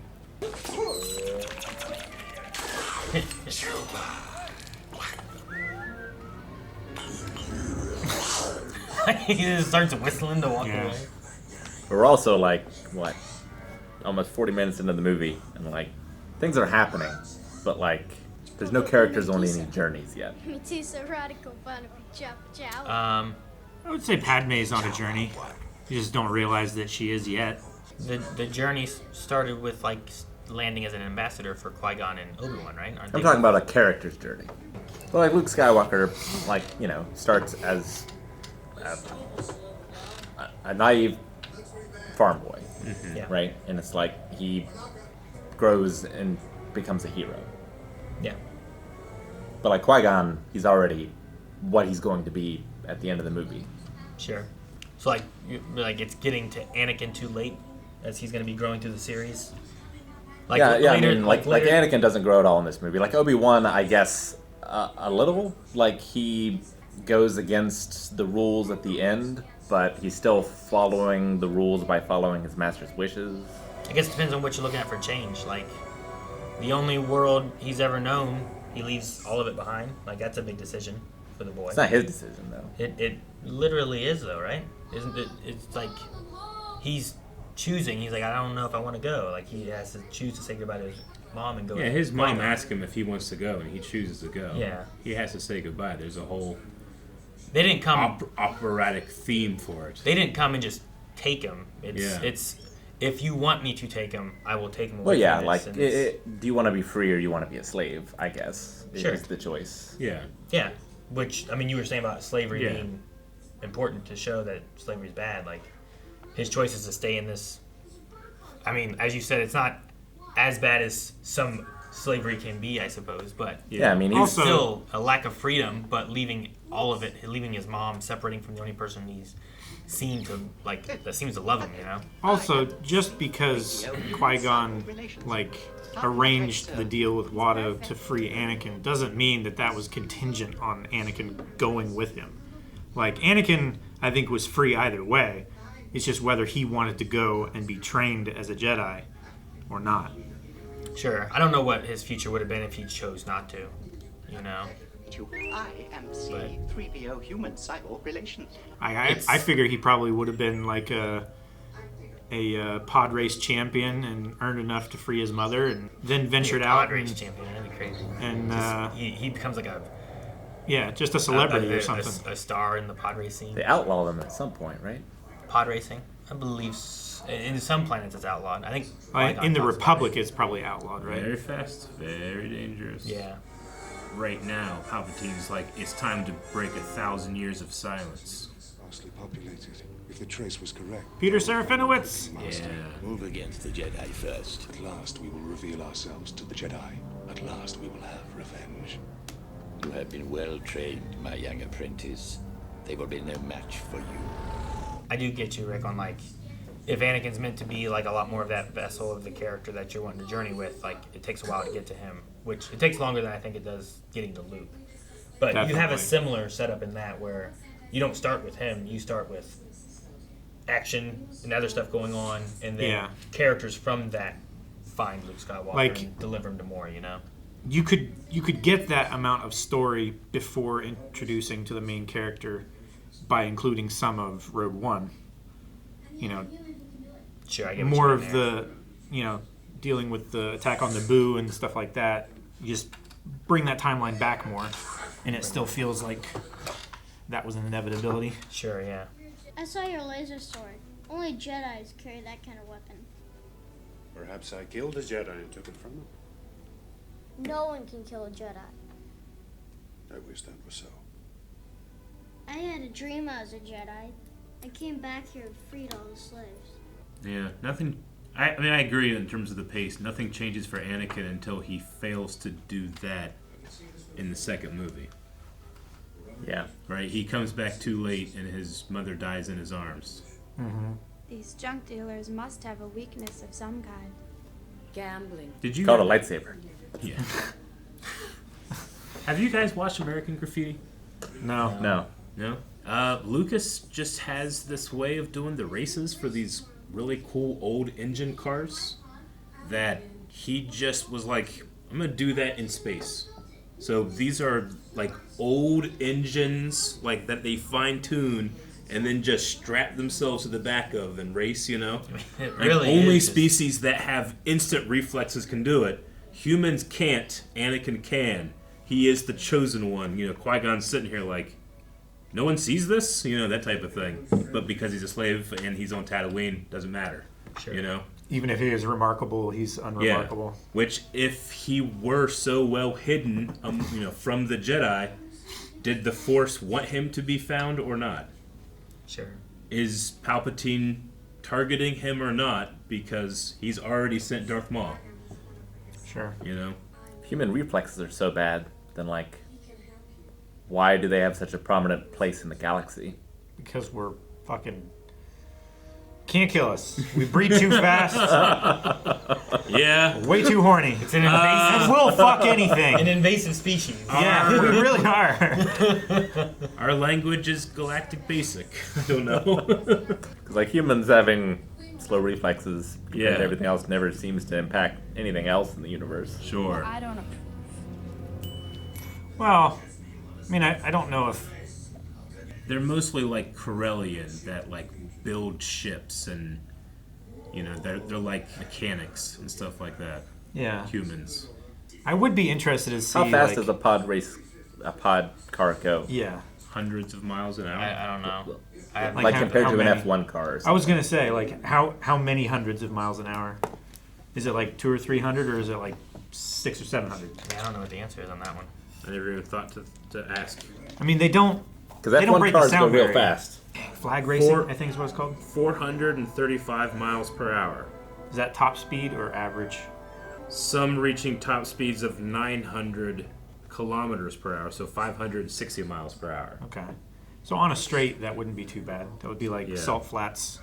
They just dangle from the back of it. But the corners that they make, yeah. But the corners that they make in Yeah. this, like through the canyons and stuff like Yeah. that, I don't feel like those are any faster or sharper than Sure, but corners also on F1 tracks and stuff. But the unpredictability of it, I think, is what. Yeah. that, and then like Anakin, you see him at one point in that canyon, like zoop, zoop, Yeah. zoop, like a motorcyclist, like buzzing around, like. Yeah, like going fast on a motorcycle. I feel like you need more reflexes than in a car. You know, Yeah, like definitely.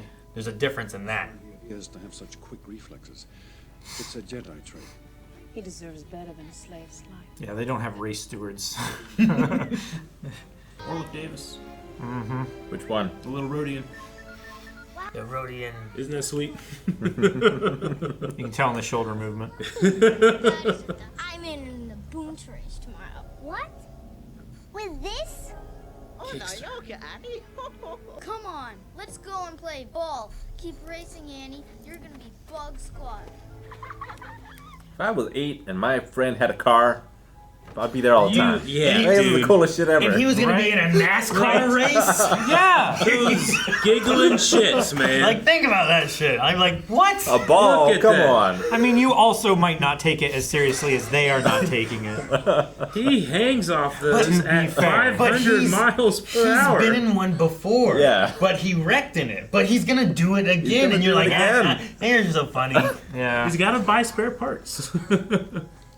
I said, I think slowly over like scraps that maybe Watto's like, I don't need this. Like he just kind of like Piece put these things together. you know, slowly over time. Sure. Or, I don't know, who's to say that Anakin didn't steal from other junk And to dealers? be fair, Watto owns this, right? The pod. This pod, no. He This doesn't? pod. This is Anakin's. What'd they say? How can Anakin own anything? Anakin He, is a he slave. saved most of the pod from the last race. I think it's like- his to fix. But Qui-Gon claims that this is his pod when he approaches Watto. He does. He said he acquired it in a game of chance. So he doesn't know that So Anakin's building it a could be, pod racer. yeah. It could also be in a slave life, like, hey, I crashed. I've collected it slowly and built this together. and, Sure. Yeah. like I've been trying to piece this together. Like, that- But I that haven't could be told the thing. Watto, so I can't tell him that I have a pod or I'll get in trouble. Like I think that's why But he raced in it, right? And Watto knows that, doesn't he? Not in this one. Well, if this is the same one, like that would still be the same thing. Like if Watto didn't collect that, or it's like, well, we don't. If they we don't left get it out in anything. the desert or Yeah. something, and Anakin has been making trips out in the desert to collect parts and bring them back and Yeah. reassemble Like them. it's not worth it to Watto. Yeah. He's not gonna waste his time, but Anakin's like He doesn't have anything else, and that's what he's going at to spend night his I don't time want to go to on. bed and I went to do this or Sure. during the, I don't know how he got it, but it feels to me like one of those like, hey, don't tell my parents, but look at this. And he's just been trying to hide it somewhere and work on it. Yeah, I mean, he's a slave, but his loss of freedom is that if he goes too far, he explodes. I mean, there's that aspect like like those collar things that have Yeah. an electric thing, right? Right. Where it's like once Oh. you get too far, it shocks like Yeah. the animal or whatever. Underground fence. Yeah, like those Yeah. kind of things. Like there's a perimeter you get. Yeah. So I figure it fits. Like, with I don't whatever think that he is. necessarily, like, lives in Watto's slave quarters. He's that kind of slave. But he is, like, he does own those people. Yeah. You know? So they might have some possessions that Watto doesn't care about, but they're technically, he holds their collar button, you know? So I'm not really sure exactly how the slavery works with it, but... Fine. You guys have 45 minutes. 45 minutes. And we have like an hour and 15 of the movie left. Yeah, there's no way you can finish it. Are you guys okay going to 6, or would you rather? An hour. We spent 20 minutes before we got through the through crawl, the crawl. Jake. That's true. I'm well aware. I don't like him in this movie, but it's not his fault. He's just a boy. Yeah. Planets. Most of them. I want to be the first one to see them all. See, if he had stayed here on Tatooine, that might have been his dream, and he might have achieved it, you know? He has the surname for it. Yeah. Sky Guy. Too much baggage. Listen down. Shit. He stole that boy's DNA. Lied to him. It's time to power He could scale. make a clone. It's power scaling time. Activate. Midichlorians. He has more than Master Yoda. Like, he has to figure out who's going to buy the slave. What do we do with this magic boy Qui-Gon has found? So we should probably talk about midichlorians. Yes. Since Okay. that's another. And why it's a big issue, or Well, I mean, adding two things? it certainly is the thing that I hear most brought up about this movie. At least back in the day, it's certainly the thing that I think I heard come up the most. Sure. It was the new thing in the previously established amorphous thing. Yeah, it's, you know, it takes sort of almost limitless possibilities, and now it's giving that a name and turning it into biology, right? Like it sort of. Star Wars does two things poorly, I think, above all others. Dialogue, I think, as a whole, and sci-fi. Like, it's more fantasy than sci-fi, right? I mean... So it does sci-fi wrong because it's more fantasy? Well, like, this feels like it's trying to make it sci-fi, and Star Wars is not good at sci-fi. I think it's pretty good at sci-fi. I think It's- this is just a fantasy aspect Well, no, of... it's fantasy sci-fi. Yeah. Like it's not Instead of trying sci-fi to be, fantasy. It's not trying to be fully one or the other. You know. It's just biased on one side of that scale. And I completely agree that it is more fantasy than it is sci-fi. Yeah. You know, Yeah. but it's just in this realm over here. Sure. With It's fantasy with a sci-fi paint. Yeah. Right? Sure, yeah. Like the wouldn't- bones and the muscle are fantasy. Yeah, I'm not going to complain about something like this in Lord of the Rings, where there's like, you know, this. I don't understand that world. It's a fantasy world. It can do whatever it does, or Merlin, or something where like I don't know how this magic works, or whatever it is, right?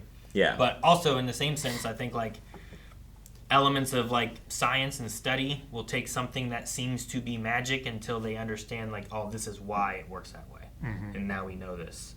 Whereas like the Force, this mystical thing, we don't know what it is. Well, actually, like, you know, Luke has no idea what it is exactly, and how he learns about it. Him knowing about midichlorians doesn't influence what he needs to do or how he's going to do it or not, right? Yeah. He doesn't need to know why it works. Just he needs to learn about it in general. But like people who understood and had the knowledge of what it was, like this is an understanding of why some people are able to do it. As opposed to like, well, that guy's just not trying, you know? Like, there's like, I suppose. no, he has to try a lot more to be able to do what this guy can do naturally or instinctually. So I think there's an understanding as to why that's that way, I think, because of the midichlorians. Just like the science was there, whereas over here it wasn't known and it didn't matter in the story at that point. Like, to me, it all just feels unnecessary, and like, I understand its purpose in that he sees it and he knows that this boy's special. But that to me feels like telling instead of showing. It's like, show me that Anakin's special, and we see it in the pod race later on, which I think there's better ways you probably could show that he is special.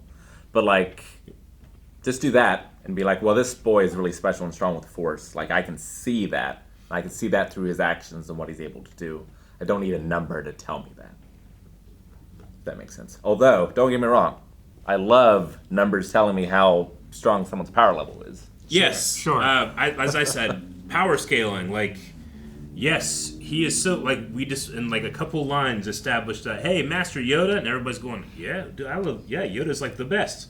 He's more powerful than him, you know? It's a very quick Dragon Ball Z Scouter reading of, like, this kid is the chosen one, right? Yeah. They do it really quickly, and we confirm it. And again, as we see the next two movies, he chooses incorrectly, and he fails as being the chosen one. So he starts as the chosen one as his journey, and he's really funny in this movie, you know.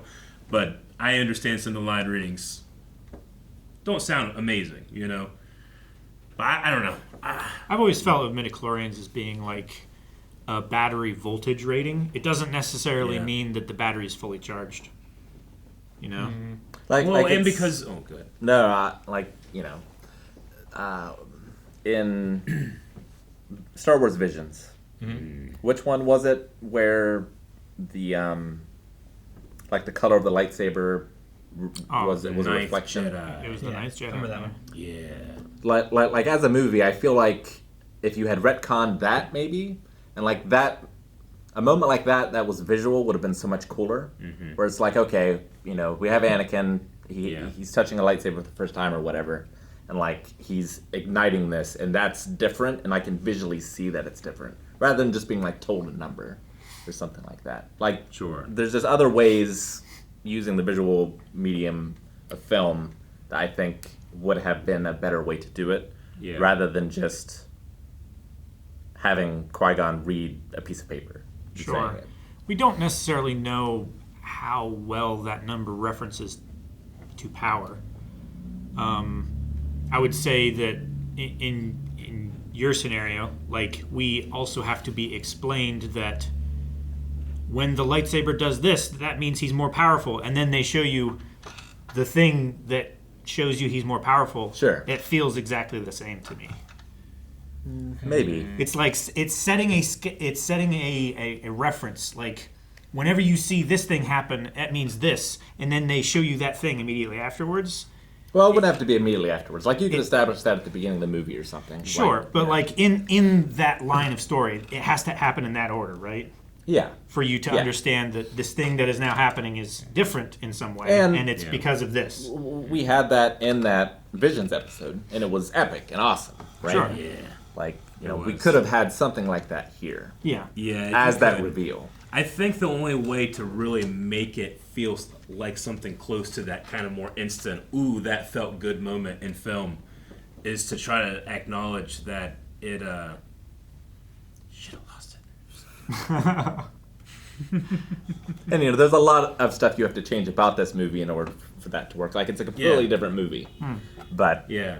Well, when you power scale, you know, if you're power scaling Anakin here, then you have to power scale Palpatine's ability to raise the veil of the dark side. The Jedi believe if something was wrong, we would sense it. You have to wait until episode 3 for them to say, like, hey, we should tell everybody we can't see the future when it comes to this stuff. Like, we know the dark side is here, but we can't sense it. Yeah. This is the first time that happens, right? So, like, I see the significance that I have to bring in at least 2 movies for me to be like, okay, I see that, and then all of the other stuff to be like, this is the first time.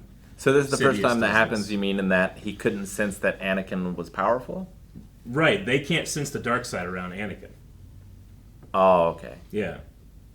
And there is dark side around Anakin now. Because, I mean, Palpatine, it has his influence here.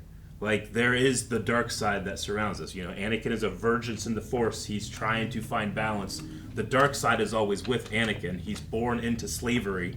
You know, like, there is something about him that can't be a good Jedi, but it can be something good, a chosen one that does something great, that needs to, and then I had to bring in all the Clone Wars, you know?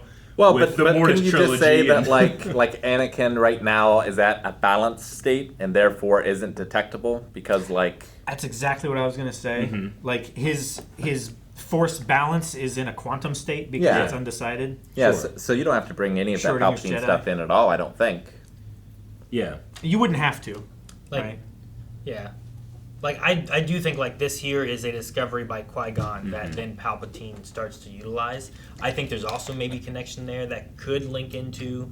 I never read the Darth Plagueis book, but the conversations they have about Plagueis and stuff like that and the creating life and stuff, like, some of that story, I think, too, could be a thing where it's like, well, whatever he did he create life? Did he somehow manipulate this into happening? Did Palpatine learn that from him and somehow manipulate this into happening? And if either of those are true, when they did it, did they know it happened? Or did they kind of do it and it's like, what that spell do? Yeah, you know, sure. like, and now it has been created or something too, and that creates a vergence because, well, you shouldn't be doing that. That's not the natural way of things or something. Yeah, it's like... And they haven't, from things I've seen, dove into that. And I'm very curious on the Plagueis. Like when Thanos snapped, like, did he pick everyone that was going to go, or was it just like a half and he doesn't know who's gone and who's not? Yeah, did he snap and go like, what'd that do? You know? And like he's looking around and then he sees people like... It had to be fair. It had to be random. Perfectly balanced. So like, I wonder if that's one of those things where it's like, you know, you lit the candle in Hocus Pocus. Well, what'd it do? Nothing. Yeah, And then all of a sudden like, oh, now I see what it did. It was over there. Yeah, no, I get you. I've realized that I have to ask of the viewer to dig a little deeper into seeing scenes of Palpatine using Sith sorcery, you know, to do stuff. So I'm bringing baggage of what I think his influence can do in this situation. Yeah. That he is, again, literally killing his own people to achieve. And what Darksiders do in that situation. Those cantations, I don't know.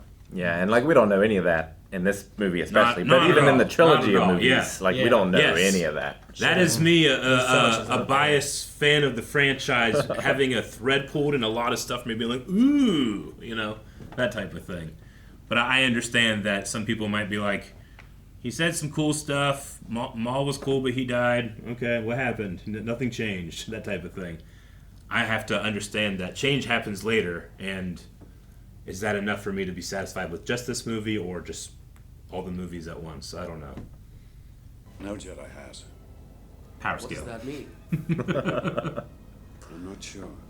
It is an over 9,000 kind of moment, isn't it? It definitely is, yeah. But even in the height of understanding of what midichlorians are, they still don't understand what that implies. Sure. So it doesn't necessarily say that he will be more powerful than Yoda. I mean, or anything like that. My first thing on that call would be like, this dude has no dad. Yeah, right? Jesus. Absolutely. He is a gift. When I look at Darth Maul, I think of like a permanent Japanese war mask. Sure. Like the exaggerated, like, Yeah, you know, the Oni. expressions. I used to have a toy of this, and it had a little lightsaber, and like it would follow the infrared on the lightsaber, and then it would shoot a little like Nerf disc out at you. Yeah. You're supposed to block it. Jabba's slave girls are Ryloth? Twi'leks. They're Twi'leks? from Ryloth. Yeah. Where are the Twi'leks that like are in bikinis and drop the flags? Right? Yeah. Jabba would definitely do Yeah. that. Well, they have standard bearers for the pod racers. This is a little more class with the Boonta Eve, Rick. I see. They might have that in the streets, but only the best racers on Tatooine go to the Boonta Eve. I'll wager my new racing pod against, say, the boy and his mother. No pod is worth 2 slaves, not by a long shot. The boy then. Well, Let's gamble this. Is it right for Qui-Gon to cheat? And he has a special pouch for chance cubes. I can't believe that Watto doesn't have a load of dice. He might. I don't know. Who's to say he doesn't? That'd be great. Like he seems real upset here. I really don't feel like. I feel like it had like 3 reds, 2 blues. You know, something like that. But you won't win the race, so it makes a little difference. That is true too. It's not like it was gonna happen anyway. Fuck you. And Qui-Gon is also just like he didn't write up a contract. He's just trusting Watto to keep his word. Well, or the Hutts kill you. They do say that later. Well, sure, but who is the Hutt gonna believe? Like this off-roader, or? I think any dealings with Hutts. It's a laser sword, man. And like well, I'm saying they could have used the laser sword from the beginning, and we could skip all this. Saying Qui-Gon lives in the moment. He's not a thief. Well, they don't want to draw attention and get the queen caught by the Hutts either, though, right? From what I've seen in Tatooine, people getting their limbs cut off does not draw attention. That's true. Just a Wednesday. We get there, right? It gets worse. It gets worse in society. That's true. It's not there yet. He does free 1 slave. This place seems happier. Yeah. Okay, so the pod race. Yep. I think that Anakin is best when he doesn't speak much. And you know what? He doesn't speak much in the pod race. He doesn't. He does force shit on the back of these rockets. And if you watch American Graffiti, you're seeing George Lucas loving racing. And like I understand, like George loves that, and that's here. But like, why have him do this and not something that matters more? Like, why not make him a great pilot and have him pilot something, or a great fighter and have him? Well, because he's never. This is close to piloting. It's as close as he's ever been, right? Like Anakin does end up being a great pilot. We have to realize how incredibly rare it is to be a pilot. Sure, and like especially as a slave here. Yeah, especially as a human, as a 10-year-old. Yeah, but him being able to do this is, I think, a step towards why he you know, who are the best like actual pilots in the real world? Like, what were they like when they were kids? Mm-hmm. Were they into like? I never did that boxcar thing where you make a car and you race it down a hill. Oh, you know, soapbox. Yeah, I never did that shit when I was a kid. What kids did that? And did they like become pilots because they're like, this is adrenaline so cool. junkies? Yeah, they're like going fast. This is great. Three Stooges. Oh yeah, and Greg Proops. Yeah. Whose line is it anyway? Yeah.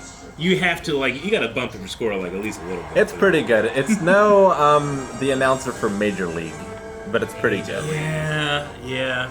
That he directed that movie, right? Did he? I didn't know that. Yeah, I'm pretty sure. Cheater. Yeah, I know. You son of a bitch. I'm so ready for the pod race. Do you think he did that to Anakin the first time and that's why he crashed? I mean, no. He's a dirty racer. I think it's possible. He said that Anakin said that Sababa flashed him with his... Oh, flashed him. Whatever. And, like, it blinded him and then he crashed. Which, like, we've seen him play dirty and, like, dropping stuff in the middle of the race to destroy engines and stuff, so... Yep. Requires Anakin to use the Force more, so I'm cool with it. Those are such Boba Fett colors, I feel like, in the back. Yeah. Concentrate on the really are. Feel. Don't think. Use your instincts. Matthew Wood as Bib Fortuna, I believe.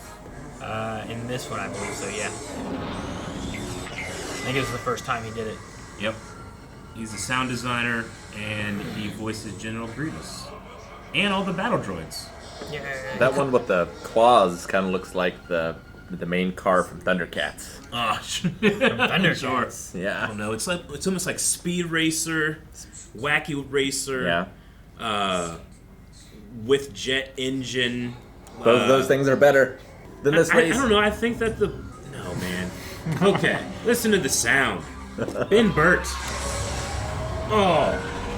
Sure. I have a question on Qui-Gon and Shmi. Did they get better or worse seats than, like, the general audience in the stands there? Oh, I didn't see them. Well, like, because they go in that little circle thing and it goes up, right? Yeah. It takes them up like a ride. You're right. Yeah. Is that a better seat or a worse seat than the people in the stands? They get a personal pad that they can be up high, but look at the pad. Yeah. Yeah, like it feels like But you can, like, look out and see them, like, you know, can you... It feels like a box. Yeah, right? Which like, it is feels the like better a better seats seat. in a theater. I was just, Nobody thinking about, like, Yeah. them getting that or how they got that or if it's meant to be better or worse or, you know, Well, is that a status thing at all? Because they're with the racer. Like, do Yeah. all the racing teams get Sure. something where, like, maybe it's, like, Because you There's think a the pit racers crew. would have like people in their ears. Yeah, like people up, like where they can talk and monitor or something. Yeah, like but- clear left. How rare is that screen? Because I'm pretty sure all the people in the stands are just looking. Maybe. You know. Well, yeah, Well, they're they get a looking big at the, screen, at the though, broadcast right? screen. Yeah, there's It's like big over the screens track. out there. Okay. The Titantron. Yeah. I think one of these racers is the Bardot, Calvin. Yeah. Yeah. Grrr, that guy. Yeah, I think we see him die, but Yeah. he looks kind of like a lizard that's blindfolded. Yeah. Ulrich Davis. Yep. We mentioned he Bardotans ate earlier. that frog. And spit it out.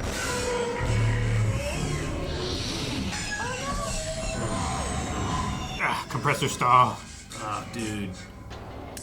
Kickster's gonna be so embarrassed. Little Skywalker has stalled. The best thing about this for Anakin was that at least he wasn't the only one still there, right? Because there's like Yeah. two of Yeah, them there's two other guys there. or something. And this like, has nothing to do with what Watto did, right?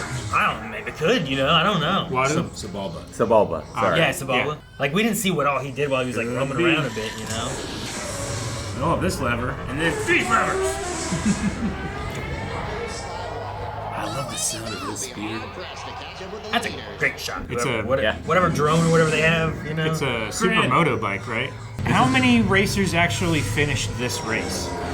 Well, Was you gotta it remember just this. Annie? This is also Buta Eve. Or saying This is also Buta Eve. So these are the best racers of the year in Buta Eve. So this is their final, Yes. and they've gotten enough points from other races to This get in. is the championship race of or the they're year. all that's left. I was gonna say, That's yeah, true. it's Well, a these bracket. don't- these guys survived the qualifiers. They're good. Elimination bracket. It's a different kind of elimination. Bunta Eve is when Bunta the Hutt ascended to godhood. Jeez. Oh, man. Widescreen shots. These are the race wardens, not wardens, marshals. That guy still hasn't gone. Yep.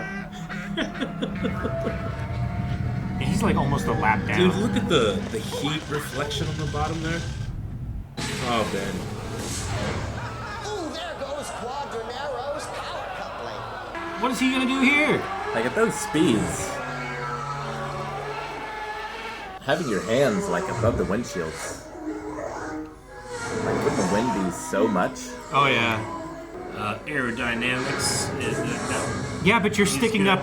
You're sticking up so far above. Like at that speed, your head would be pinned against Yeah, for the sure. headrest because it's just pushing your helmet back so hard. That's probably why it just never felt very fast to me. Skywalker's spinning out of control.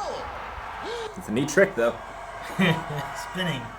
Is this where you got the idea for later? It might be. Gosh, yeah, that other engine is just floating there on the power coupling. Love they still have grabbers in space. Yep. It's a magnet. Like this shot here was the one I was Yeah. always like, man, look at it. Like that seemed like that'd be hard to do. Oh, the sound. Like, have you noticed the music? Oh. In theaters, man? Mm-hmm. Yeah, you never saw it. Which that guy is. Has that been 1, 2, 3? Anakin got like a start. He made a lot of ground. Yeah.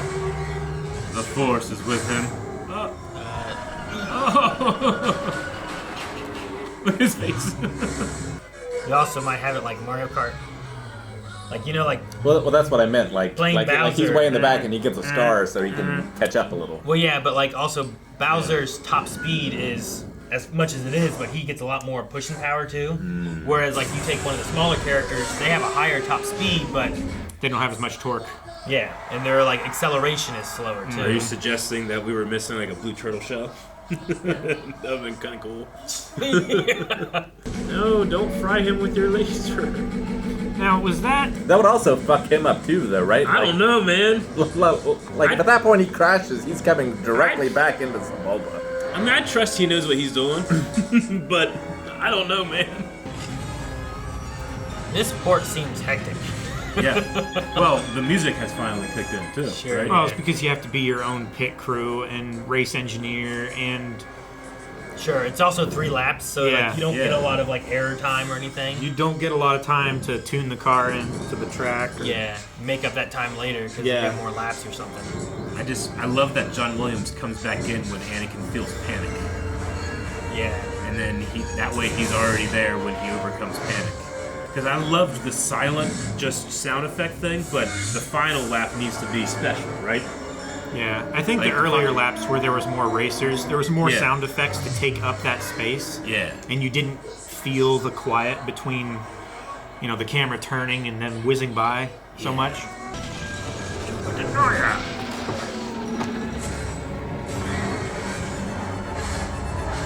I was always curious how, with the engines being like a triangle in the front, how the pods got close enough to touch and hook in the back. Because look at that! Like, how fucked up were the engines in the front? Bulba's a madman. There's so much speed in that shot.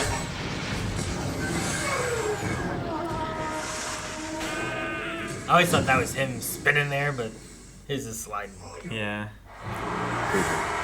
Oh, that was the best shit ever. There must be others that finished too. We just don't see him again. Yeah, after maybe. he passed like 3 of them, and then we didn't really. They got far enough ahead, I guess. You know what this movie's missing? We don't get to see the kids that were making fun of him for his racer. Yeah. As he wins the Boonta Eve and becomes free and becomes a Jedi. Sure. We don't get to see that. That was Jabba the Hutt. That's when I fell asleep. Was the pod race. Man, you must have been tired, dude. Just like I've never fallen asleep during another movie ever. You might have had a long day. I can't take naps. I can't take naps. Only when I'm sick. Long day, man. EOP. Eopies are weird. Hey, you're weird. I admit that. I need them to. Fair. Take it. I wonder how far Qui-Gon would have escalated that. How- to get boy. Watto. Would he have actually appealed to the Hutts? Or would he have risked exposure? The boy who's responsible. How much do you think Watto thinks he should be a Jedi? Like, Watto understands that he's pretty powerful. No humans can do this, and he knows he's in it. How much of okay, I lost, and it might not be a bad idea that this amazing kid does something with himself. Maybe, but he can feel both ways. that's also something that he could take advantage of for profit. Which he tries to do in episode 2. It's like, I have some guys that owe me money. Can you beat them up? Yeah. That's exactly what he does. Our meeting was not a coincidence. It definitely is the main difference between the original trilogy and this one, and that this one was written and produced as a trilogy, whereas the first one was one movie, and then we'll see. And then they finished a trilogy, but there's a really quick pace in that first one, Sure. So Can I go, Mom? I personally watch this understanding that I'm watching one of 3, This path has been placed before you. but I understand the slow choice is pace. yours. No, and I think I get that because I've usually been the opposite, where most people usually like Empire the most. Yeah. Usually, of the original trilogy was not the one I watched the most. I watched Return of the Jedi, or I watched A New Hope, but I kind of felt the same, where it's it comes in and it gets me with the action and stuff, and then I felt like it really slowed down on me before it picked back up towards the end. And as Rick has talked about some of his issues with this, I kind of had the same thing when I watched Empire when I was a kid. Like now watching it, more the story and more the other things I bring in, I think influences so much that I just watch it for what's there and what's going on with the story. But as a kid, I like the story, but also you get to Cloud City, and I was like, oh, now I'm more interested. Yeah. But there's a segment there where I was always like, oh, I get that. I get bored here or something. If we're talking about Anakin changing, I think that one probably does as much heavy lifting in saying that he does a bit in this movie, right? By being able to choose to do this despite leaving his mother behind. Sure. We don't spend a lot of time with Anakin to, I think, feel the full weight of it, because we meet him later on and stuff, and then he becomes a... Here he sacrifices it, but later when he goes back, it's too late. Yeah. And that sacrifice is final. Yeah. Luke chooses to stay and help his family, like he has opportunities to go and leave and join the rebellion, but he chooses not to. Yeah. Until eventually he chooses to go. The moment that he meets with Owen Kenobi. But yeah, Whereas here we don't get a lot of that with Anakin, because like he doesn't have a choice to go anywhere. Like he cannot go until this moment, and now he can. Well, he can go because of Boonta Eve winnings that bought him. Right. Well, yeah, but like he hasn't refused the call. Right? I can't do it, Mom. I just can't do it. Will I ever see you again? What does your heart tell you? I hope so. Don't look back.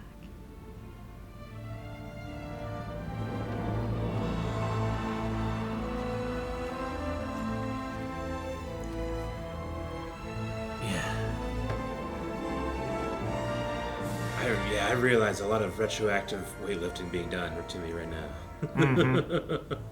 All right, things going slow.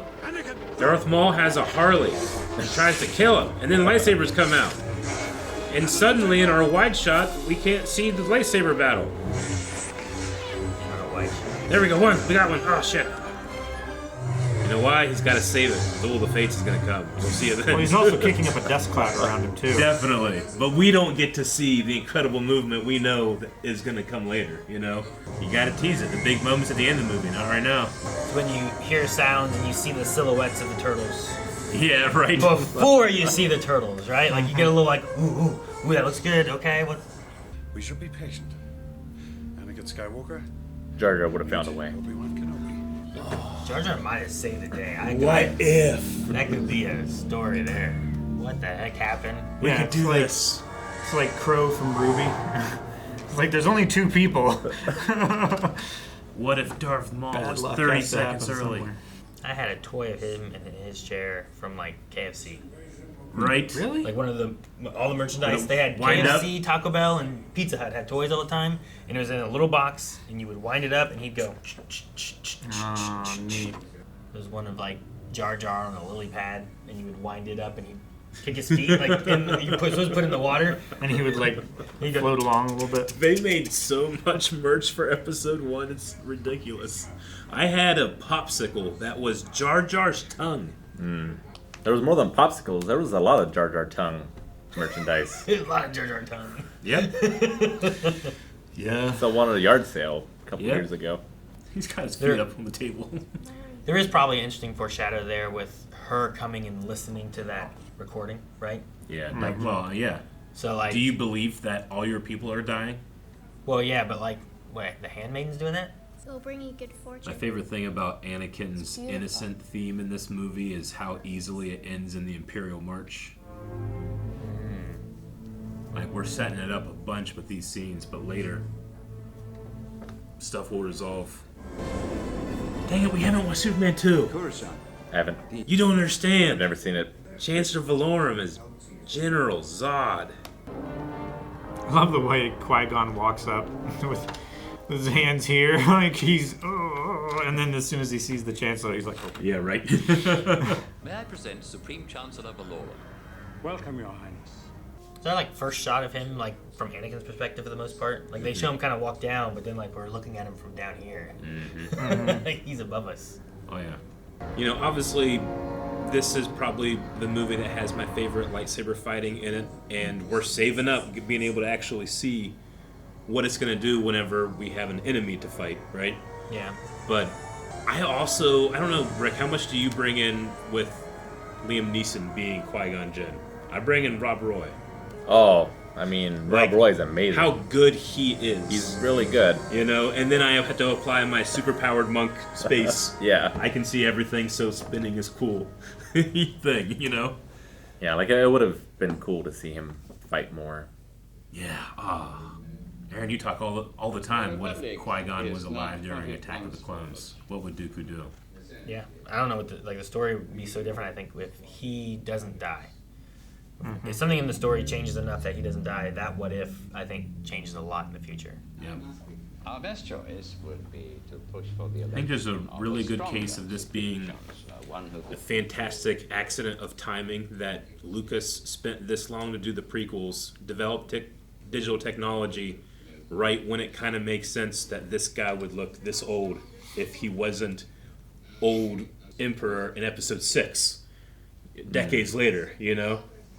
That we can have Ian McDiarmid play this character in both trilogies. Mm-hmm. Both of those, yeah. And it happens to work out. Or I guess Lucas was patient enough. I believe fairly recently the original voice for the Emperor in Empire passed away. Yeah, he did. I heard about that too. Okay. Speaking about Emperor and everything too, like I don't remember Clive the name. Ravel. That sounds right. Yeah. My only Damn, conclusion okay. I think it was like late last week. Yeah. Sometime. It was Marjorie Taylor as the face, but Clive Ravel was the voice, I think. I do not believe the Sith could have returned Digital Yoda. without us knowing. Hard to see the Look, the puppet was cool for being a puppet, but it didn't look good. Like Yoda, to me. It's weird to have an uncanny valley thing for a puppet. Yeah. Yaddle! So yeah, the puppet was a distraction for me. Clone Wars, like you look at Plo Koon now, you can be like, fuck yeah, Plo Koon, you know? But before, it's just kind of like, oh, cool Jedi. I wonder if it changes for you, Rick, at all. There's a lot more with like Jedi now too that I have more stories with, which is well, and it's a lot more of like, I know what Sith are now, and I know that like the Jedi are hard to see the dark side. kind of dumb here. Yeah, sure. Use all our resources to Or unravel fooled, this mystery. at the very We least. will discover the identity of your attacker. Sure. I mean, a lot of it is their Hubris, their ego that no, we will see what's coming, and also just seeing like Tales of the Jedi and like things that Count Dooku's talking about and stuff too, and them not agreeing, and there is a lot of other stuff that we get now that looking at this we're like they're wrong, but they don't. They're too up here that we can't be wrong. We would know. Yeah. I also love that it's a really big generational point where if you're just watching this for the first time, you don't understand any of that stuff. Much like if you're watching Episode 4 for the first time, you don't understand Obi-Wan being asked about Anakin. You're just like, you're guessing like, oh yeah, he died, Darth Vader killed him. That's all you can get from that. But if you come back with all this baggage, you're reading into Alec Guinness' performance something that's, you could argue wasn't even there, you know? Yeah, sure. And I love that moment. I think you can do this with kind of like the lack of what the Jedi are doing. You can kind of like read into what they're thinking about being told there's a vergence in the Force. Well, sure. Like, probably my perspective watching this for the first time in theaters, like, oh, the wise Jedi Council. Oh, they would know what's right. You know, Sure. Yoda's there. I trust Yoda to know what is going on. And they would have sensed then, it too, you know? Now going through more of it and seeing that, this is supposed to lead to their downfall is what happens, right? Like, why do the Jedi fail? Yeah. What contributes to that? But there's more of that I know now, so I can understand what it does here. It's like it's set up here, but like my most satisfying payoff for it is like Ahsoka and how she leaves because of all this. Yeah, sure. The big payoff from all this kind of stuff feeds into something else, not in this movie itself. Mm-hmm. Which is also like, I don't know, there's more of that aspect I think too, where it's like, yes, this is a movie, but yes, it's also part of like the franchise. So like, what way do you want to look at it, or should you look at it, or any of that kind of stuff, where it's like, as an individual movie, does it do less than it does as like these parts feeding into the whole of other story elements? So my answer is the Buck Rogers and that kind of stuff, Sure. where it's like episodic, and it's like those typically were all super contained, but if they told a story arcing more so, what's it like there? I gotta get in this conversation real quick if we can talk about Mortis. Chair has not recognized a senator from the We get a little Trade ET Federation cameo at this coming time. up somewhere in one of these Senate meetings. It is brave to put C-SPAN in your kids movie, right? I would say like this probably was like I know you said like it got boring during the pod race, but I think some of this like as a kid is like, what do we do next, you know? Yeah. And then you go back and it's like, oh, now it's like the This well, is wait on incredible. this. We recommend a commission be sent to Naboo to ascertain this. Lucas is talking about a different war. From the perspective of a lot of people around the world. It was the Empire during the Vietnam War. But we never learned, we never got it. We never said, well, wait, this isn't the right thing to do. And we're still struggling with it. It was a condemnation of populism in a science fiction context. That's a theme that runs all the way through Star Wars. Sure, but I also have the same thing in other movies that I think were great. That like, you know, watching through them again, these things mean more in the story versus like I was just thinking of these moments that I remember in the movie as a kid. You know, I'm gonna surf all the way to the top on this. Same thing when we did the first Turtles movie. Like, I think that first Turtles movie, for me as a kid, I was always like, oh man, this is so much fun. And I always felt like we got to the barn in the farmhouse, and I'm like, this doesn't do it for me. I'll get back to town, back to But New if York. you read the comics, sure, yeah, there's other stuff. The farmhouse is sweet. But being older, I get look you. at it a little differently than I did when I was a kid. I was like, I want to see turtles fight some foot, you know. I understand. You can't necessarily choose what you prefer. Sure. I move for a vote of no confidence in Chancellor I love that Valorum's outfit. leadership. It's awesome. The poor neck, though. Wookiees. Yeah. It has to be so heavy. ETs. They're just dancing. Raising the roof back there. Was that Blue Twi'lek, whatever, also the same one? Orn Free Ta. Yeah, Orn Free Ta. That sounds right. Yep. It was, sir. The fattest. One of my favorite widescreen shot that was my desktop on my PC forever is coming up right here. Oh, I love this shot. If you would just follow the code, you would be on the council. They will not go along with you this time. Had all my programs at the bottom. You still have much to learn. I love how like these are the lanes they drive in. You know, it's not just chaos. Like everyone's just heading wherever. Yeah. Like, then you would need I'm fully believe that. It's air like traffic It's like controllers. ants. Yeah. You know. Fear leads to anger. Anger leads to hate. Hate leads to suffering.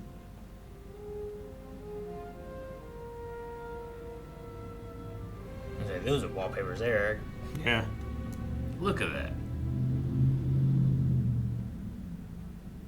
When I was a kid, they talked about Imperial Center, and that's where the Empire lived. But they call it Coruscant. And Timothy Zahn created the name Coruscant. And Lucas took it and used it here. Gungans not dying without a fight. We say warriors. We say got a grand army. Senator Palpatine has been nominated to succeed Valorum as Supreme Chancellor. A surprise, to be sure. But it worked. Yep.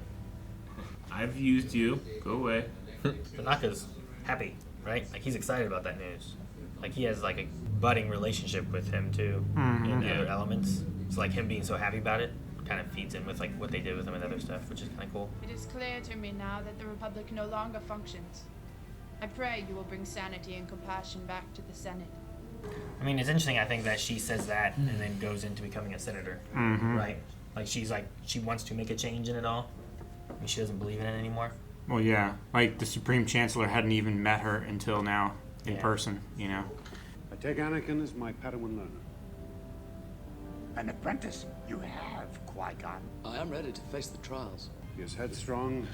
Euro poof back there. Just. He's always, like... Yeah. He's a balloon in a slight breeze. Yeah. So many people could strangle him at once. Like, you know that game people play to try to get to the baseball bat? Yeah, the top of the bat. Yeah. I wonder if you could get him high by, like, using a rolling pin on his neck and rolling all of the blood up to his brain. Where does he wear his tie? He has two brains. The top? And he's just really good at mind tricks. That was one of the, at least EU stories. Like, oh, it's so cool. Why? Because he has two tricky voices? I don't know, man. How does that work? Two brains, better than one. The brains good. Always remember, your focus determines your reality. Stay close to me, and you'll be safe. We talked one time on Badonkagong. We did a video where I was like, what does it mean to have a gut feeling? You have no thought process in your gut, but a lot of people talk about instinct being like here, you know? Well, you have more nerve receptors in your gut than your brain. Sure. So midichlorians that live in your blood might be how the Jedi have these amazing supernatural instincts, you know? Because it's like a gut feeling with them. I'm speaking to you. I don't understand. The time and training. Because Anakin's, you know, if we're going to talk about midichlorians and the information that's been provided, Darth Vader cannot be as strong as what Anakin Skywalker could have been because he has less midichlorians because he's missing parts of his body. because that stuff lives in their blood, right? Sure. So his potential is much, much, much less. So could you have a Bane Super Jedi that injects himself with midichlorians? Darth Bane? No, I'm kidding. I don't know if how blood transfusions and all that kind of stuff works and whatnot, but maybe or a super force vampire, dude. You gotta play Star Wars Jedi Outcast. You gotta read this one book. Dude. They try and the Force Unleashed 2, where you just make crazy clones that are super powerful, but you shouldn't use the Force to clone. It's generally the thing that chameleons are doing that doesn't work. Sure, I mean that's what they were trying to do. Yeah, probably with Grogu. Yeah. Grogu. That would be cool to have in a movie, but all that happened in other media. Yeah, Project Necromancy or whatever it's called. It's not a lot, and it doesn't quite explain what we see later, but I do appreciate that Anakin is learning a little bit about how to fly a starship. From Rick Ollie. Yeah, Rick Ollie. He's the perfect teacher. Is he? He says he streams. He does. He says everything he's doing. Oh my God! If my dad, when I was working with him, said everything he was doing, I would remember so much. Oh yeah, sure. Got my screwdriver. I was told once and expected to know. Well, I feel like you don't want your. I feel like you don't want your surgeon to do that. The knee bone goes into the leg bone. I personally love this reflective shot of the Nubian ship going down.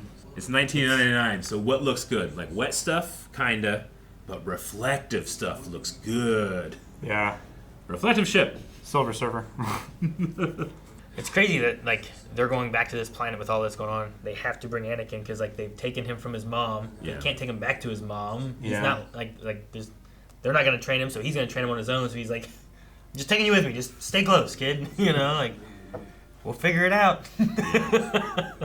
Obi-Wan could be embarrassed by what Qui-Gon has done with the Council, but it seems like he trusts him. Yeah, I feel like I would have been insulted because he's only saying that I'm ready because he wants to take this other kid. Yeah. I'm 25. He also could have those feelings and have not stated them before. Maybe it's I don't want to. We don't need to split up if we don't need to split up. No reason. We also can say that he had a significant point in his life where he considered leaving the Jedi Order, and that might have slowed down a lot of his graduation to knighthood. Yeah. I love that head with this tree. It's super Thailand, right? Yeah, sure. It definitely has a Hindu feel to it. Looks like the background of Sagat stage in Street Fighter 2. Beginning of Three Ninjas. Yeah. Is that why you said Super Thailand? Maybe. I am Street Queen Fighter 2 Naboo. was Super Nintendo. This is my decoy. My protection was necessary to protect myself. Okay, so Qui-Gon knew. Did Obi-Wan? Your Honor. Was it all right? Qui-Gon gave did you notice that, Padawan? And Obi-Wan was dang, he's looking at me. How do I react? I mean, I'm looking. That seems pretty good. That makes sense to me. He's got that little hook in the bottom corner of his mouth. I have a very clear memory of 26 years ago of being like, holy shit. Yeah. And that's a very... in the theater at Marietta. That's a very here and now test kind of thing for Obi-Wan. That wasn't mission critical for Obi-Wan to know, but did you notice this? It's a real world thing to how long would you have gone without knowing that? Because you're not focusing on the here and now. Qui-Gon should have said, you didn't know? You're not ready. I mean, also you could be they talked about this and Qui-Gon said that. It's Obi-Wan wasn't there as much, so he didn't get to experience what it was like being with her, just with the Queen. It's that was the Queen. There could be things hey, I'm pretty sure it's just what, really? And then this here could be all right, you were right. While he's just looking at him I told you. He's you were right, master. If it weren't for their arms being crossed, you could totally see the shot pan down and one hand slip over with credits into the other hand. Here's your 19 credits. Because sometimes that is the relationship between Anakin and Obi-Wan a little bit, right? Where it's I told you so. You were right. Yeah, sure. And with you get this feeling that master and apprentice tends to be more older sibling than it does father and son. Sure. Right? Yeah. So at this point, Anakin probably would have been a little more father-son with Qui-Gon, but he becomes sibling with Obi-Wan, a brother, battle of the heroes, that type of thing. So I love his noises. You shall not think you are greater than the Gungans. Me shall like this.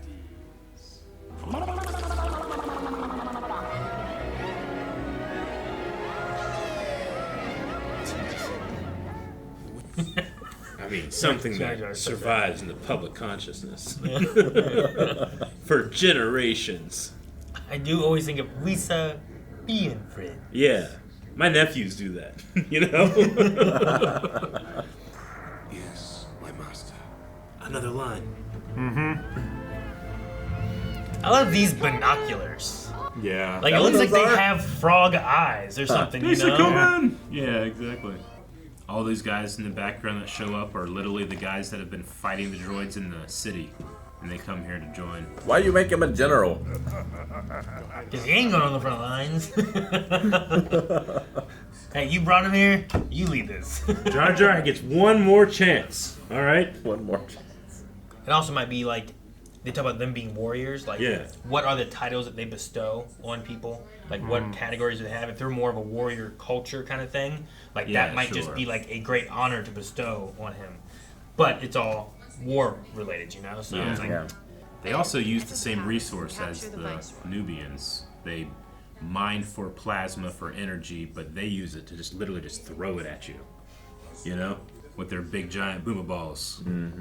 So again, I think that is the big shafts through the planet core that you can go through. Gungan perspective of them mining it. Yeah, and then there's big giant fish in there. Does that mean that's a finite resource?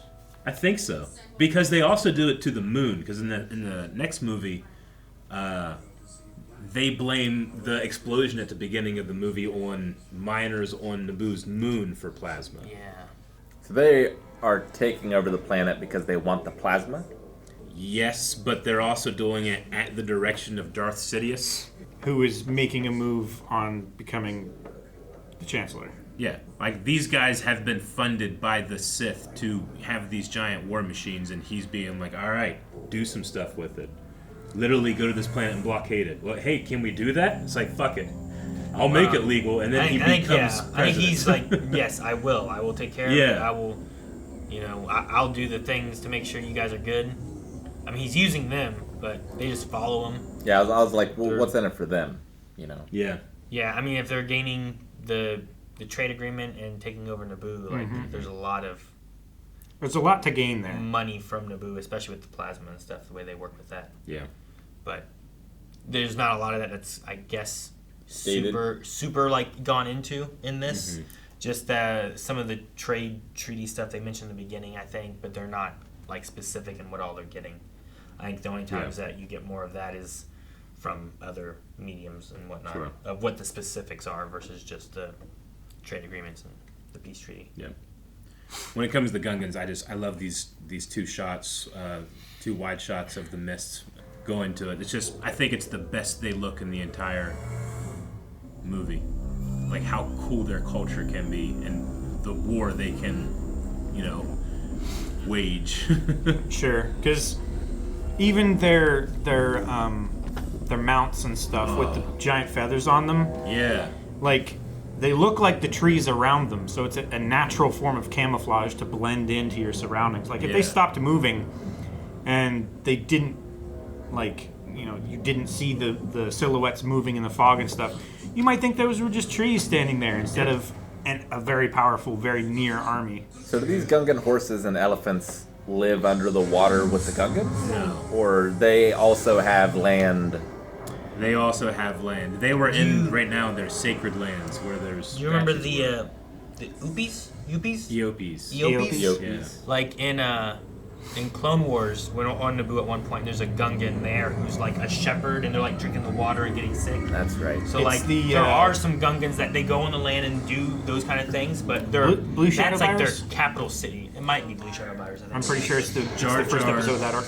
Yeah. But you get to see like they do stuff on land, but I think that's their capital city. Yeah. But I think they have things like kind of tribed out a little bit. The CG explosions for their scale, I think they looked pretty good. Really good. Good sound too. Oh, so good. The Yeah. yeah. Really shows you how badass the Nubian pilots are. That their world is mainly pacifists, but they're in here doing this. Sure. I think the book goes into that a lot too. Yeah. With, like, in the book, you get to stay on the planet and see how people are treated from the droid like camps and stuff that they have them like. Yeah. Like the kept prison in. camps. Yeah, they have these prison camps, and like it goes through them trying to pass notes through like quilts and stuff like that too to each other, and like people getting like caught and tortured and trying to find who the resistance people are and stuff too. Like and then they get them all out and bring everyone they can from those camps to come and do this. That's what I was saying about earlier. So some of these pilots were in these camps and they got a chance to escape and they're trying to like free their people, you know? I love the green and orange blaster bolts of this one compared to the red and green. The red and green later. N1 starfighters were they were like a special code with Rogue Squadron. Like you could get that one. That was so cool. For being a troop transport, they're really cool, but practically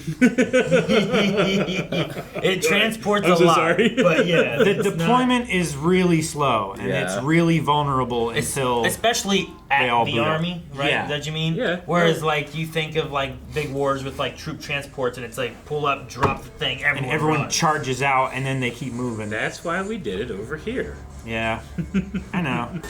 Yeah, it would have been good to start they shooting just turn on. If they had at started any shooting time before now. Turn and war. Like if they had fired and disabled one of those transports, they would have had an entire like platoon or battalion fewer to fight. I also don't know what they plan on. I think they thought like the tanks and stuff they were going to use was going to take them out.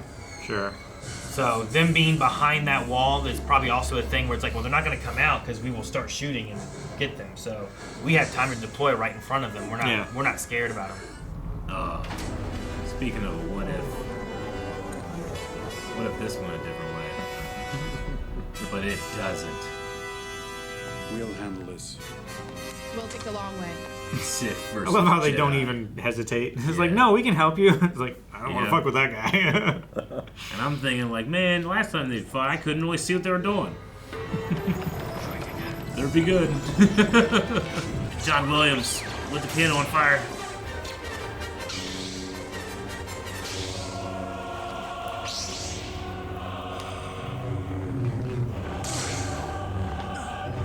I will say, an awesome reveal in the movie if you're just watching it, but if you saw the later trailers, you wouldn't know that he has a double-bladed lightsaber. Yeah. You know? Yeah.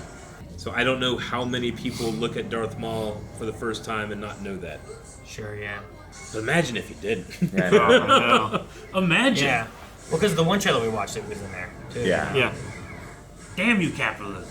I had the toy before I watched the movie. Yeah. Yeah, like it pushed hard, like the excitement of like Star Wars coming back after so many years. And I have a Mace Windu special mail-away figure that has a blue lightsaber. yeah, because you never knights in the movie, right? Exactly. Sam Jackson hadn't asked yet. Love that move. Oh my god, yeah, dude. And Ray Park obviously is doing so much work as the focal point of your eye in these giant widescreen shots. Mm-hmm. Your mind just must go to the two blades that are synced. And he does Well, and this- he's always in center frame. Yeah. Like, they're orbiting around him. Yeah. I love that look that he does where he pops up in frame and then... I know. And I personally love Anakin pod racing in the N1 Starfighter. Just literally saves the whole day. Sure. And all the Gungans' lives. But he doesn't choose to do it. Like, it's... The spaceship is taking him there. Yep. Exactly. Yeah, the autopilot puts him in the danger, and then he has to get off autopilot and then fly from there, right? Yeah, it's not like, well, my friends are in danger, so I'm going to risk my life and save them. Yep.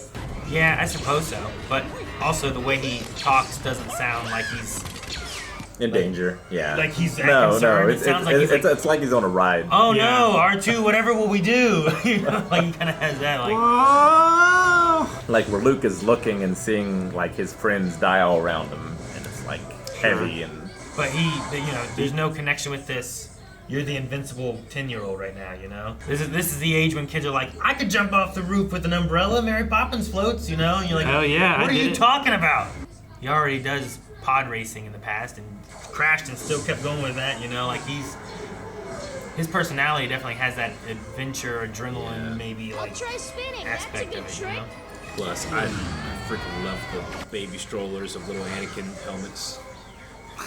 Strollers. Sure. You seen that at Celebration? Like Anakin's pod racer helmet is one of the, oftentimes in the Disney Plus stuff in the intros, one of the iconic helmets that flashes, And yeah, these I love these silhouettes. I know, these gigantic plasma beams that extend far down into the core. I think too, like this is one of those moments where you're like, this is a cool place. I don't know what it is. Yeah. You know? Like, yeah. GoldenEye's final fight. He's like, this is a cool. What does this do? He's like, I don't really know. I'm just a kid enjoying the scenery. That one widescreen shot was the DVD loop that would just happen over and over again. Yep. You could just watch them endlessly fight. And you know what would have been really cool here? Force speed. But is it an exhaustion thing? Is he too tired to be able to like use it at this moment? And what are these things even for? Energy. We mine plasma. I figured Turn some on kind the of like, beams. some kind of like venting or something that is in regular operation. I don't know what's inside or exactly how it works, but yeah, you could have things where like if you're not supposed to be in here, it's dangerous because like it does this, and then every so often it has to release the pressure or release something, you know. Mm-hmm. And just but I don't know what it's for. The shots and letting this moment breathe. Like everyone from an adult to a child understands what's happening. He's literally this far away, you know. Man, It's a very fiery explosion. That Gungan warrior who picked him saved him did not roll well when it came to his wild sorcery. No, yeah. Very Looney Tunes. Yeah, sure. He's like a jester, almost. Mr. Magoo. Yeah. You know? Yeah, he is a Mr. Magoo.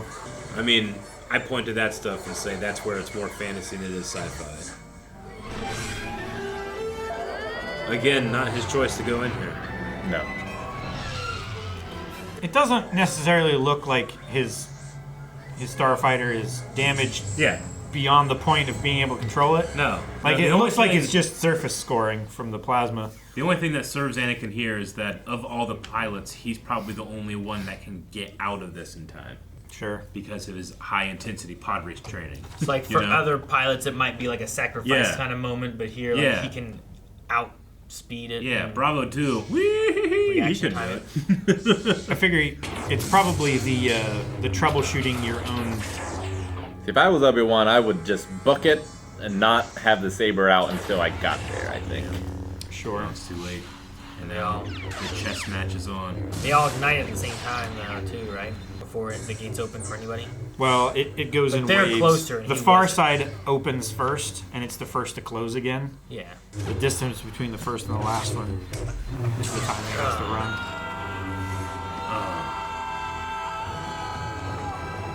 It's a good no screen, though. It is really good. You killed my master. Prepare to die.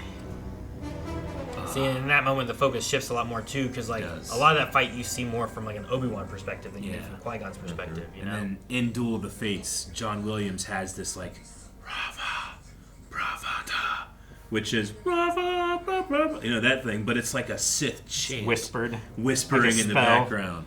It's happening in that shot. The treaty and add this. I hate their horizontal goat retinas.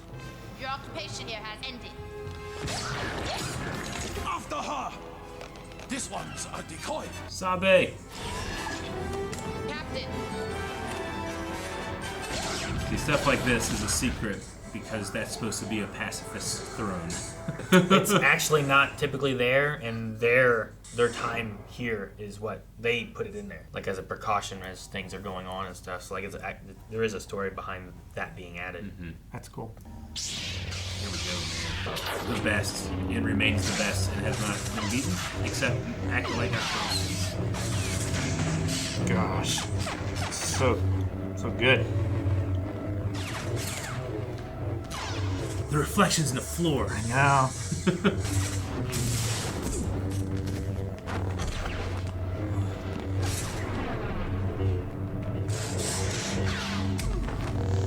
I love how Maul is no slower or less dangerous with just one blade.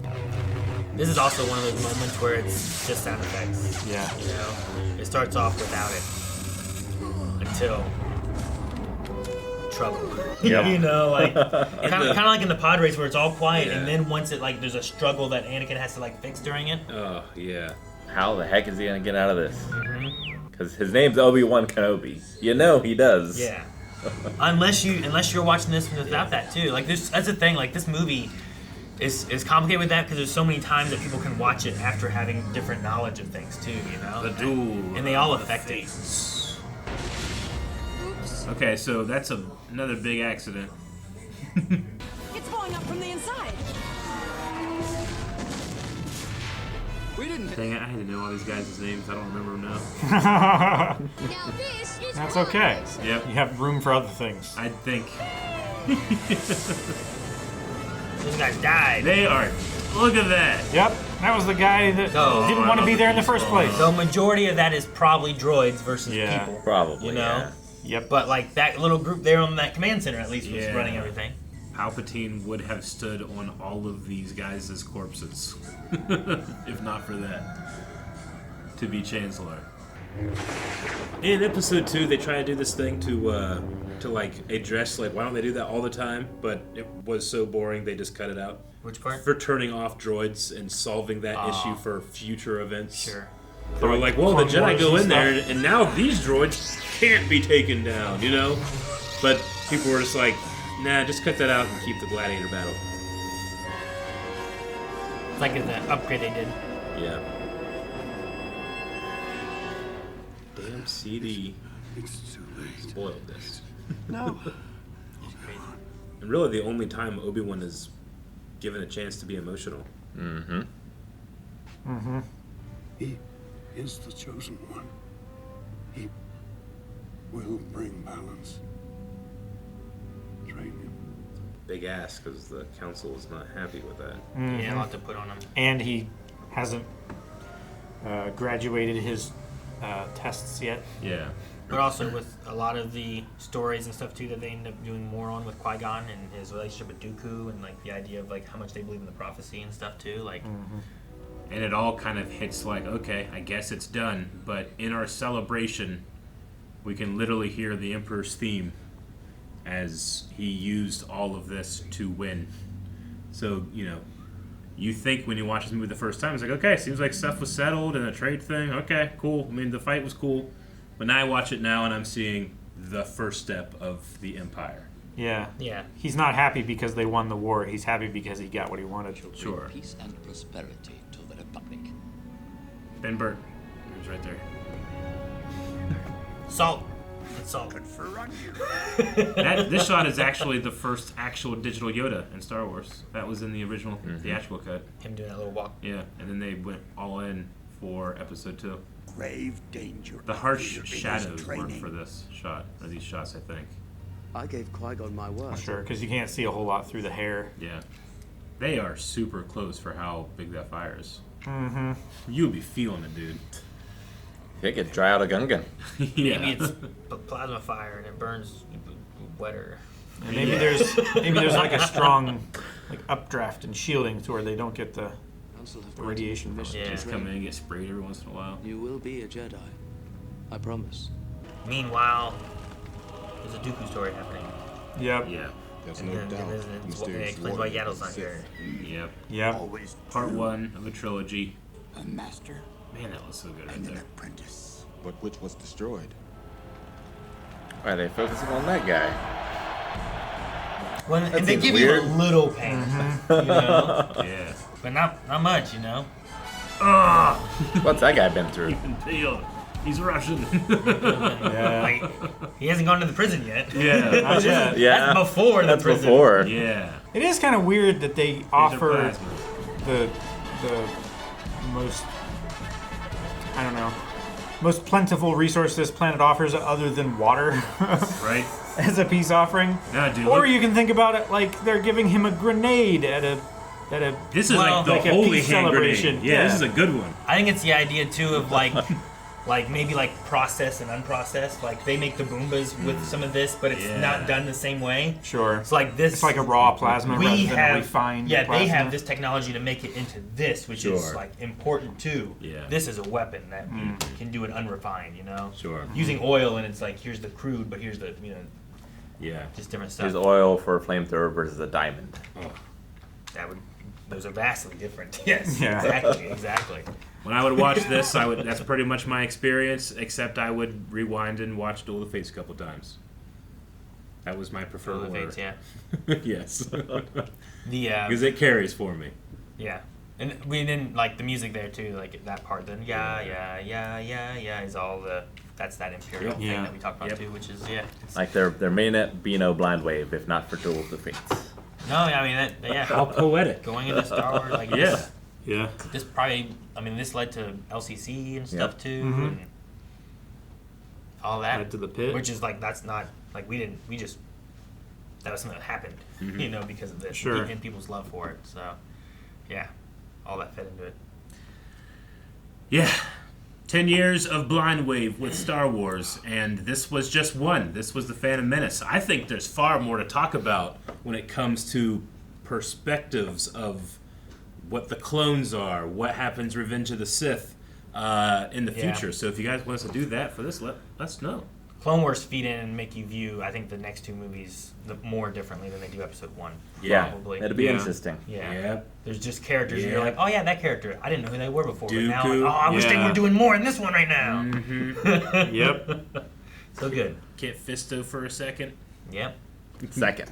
For a second, baby. Yeah. All right, well. Maybe in the future. Grin. For another one. Goodbye. Bye, guys. Thanks so much for watching Star Wars Episode 1 with us. We have various movie reactions that we do, whether high and dry or not, but you can find more of that right now over at blindwave.com, and you can also recommend movies as a whole over there, too. So do that right now. Yes, please. And a lot of Star Wars stuff right here. So One Wave much. Squadron.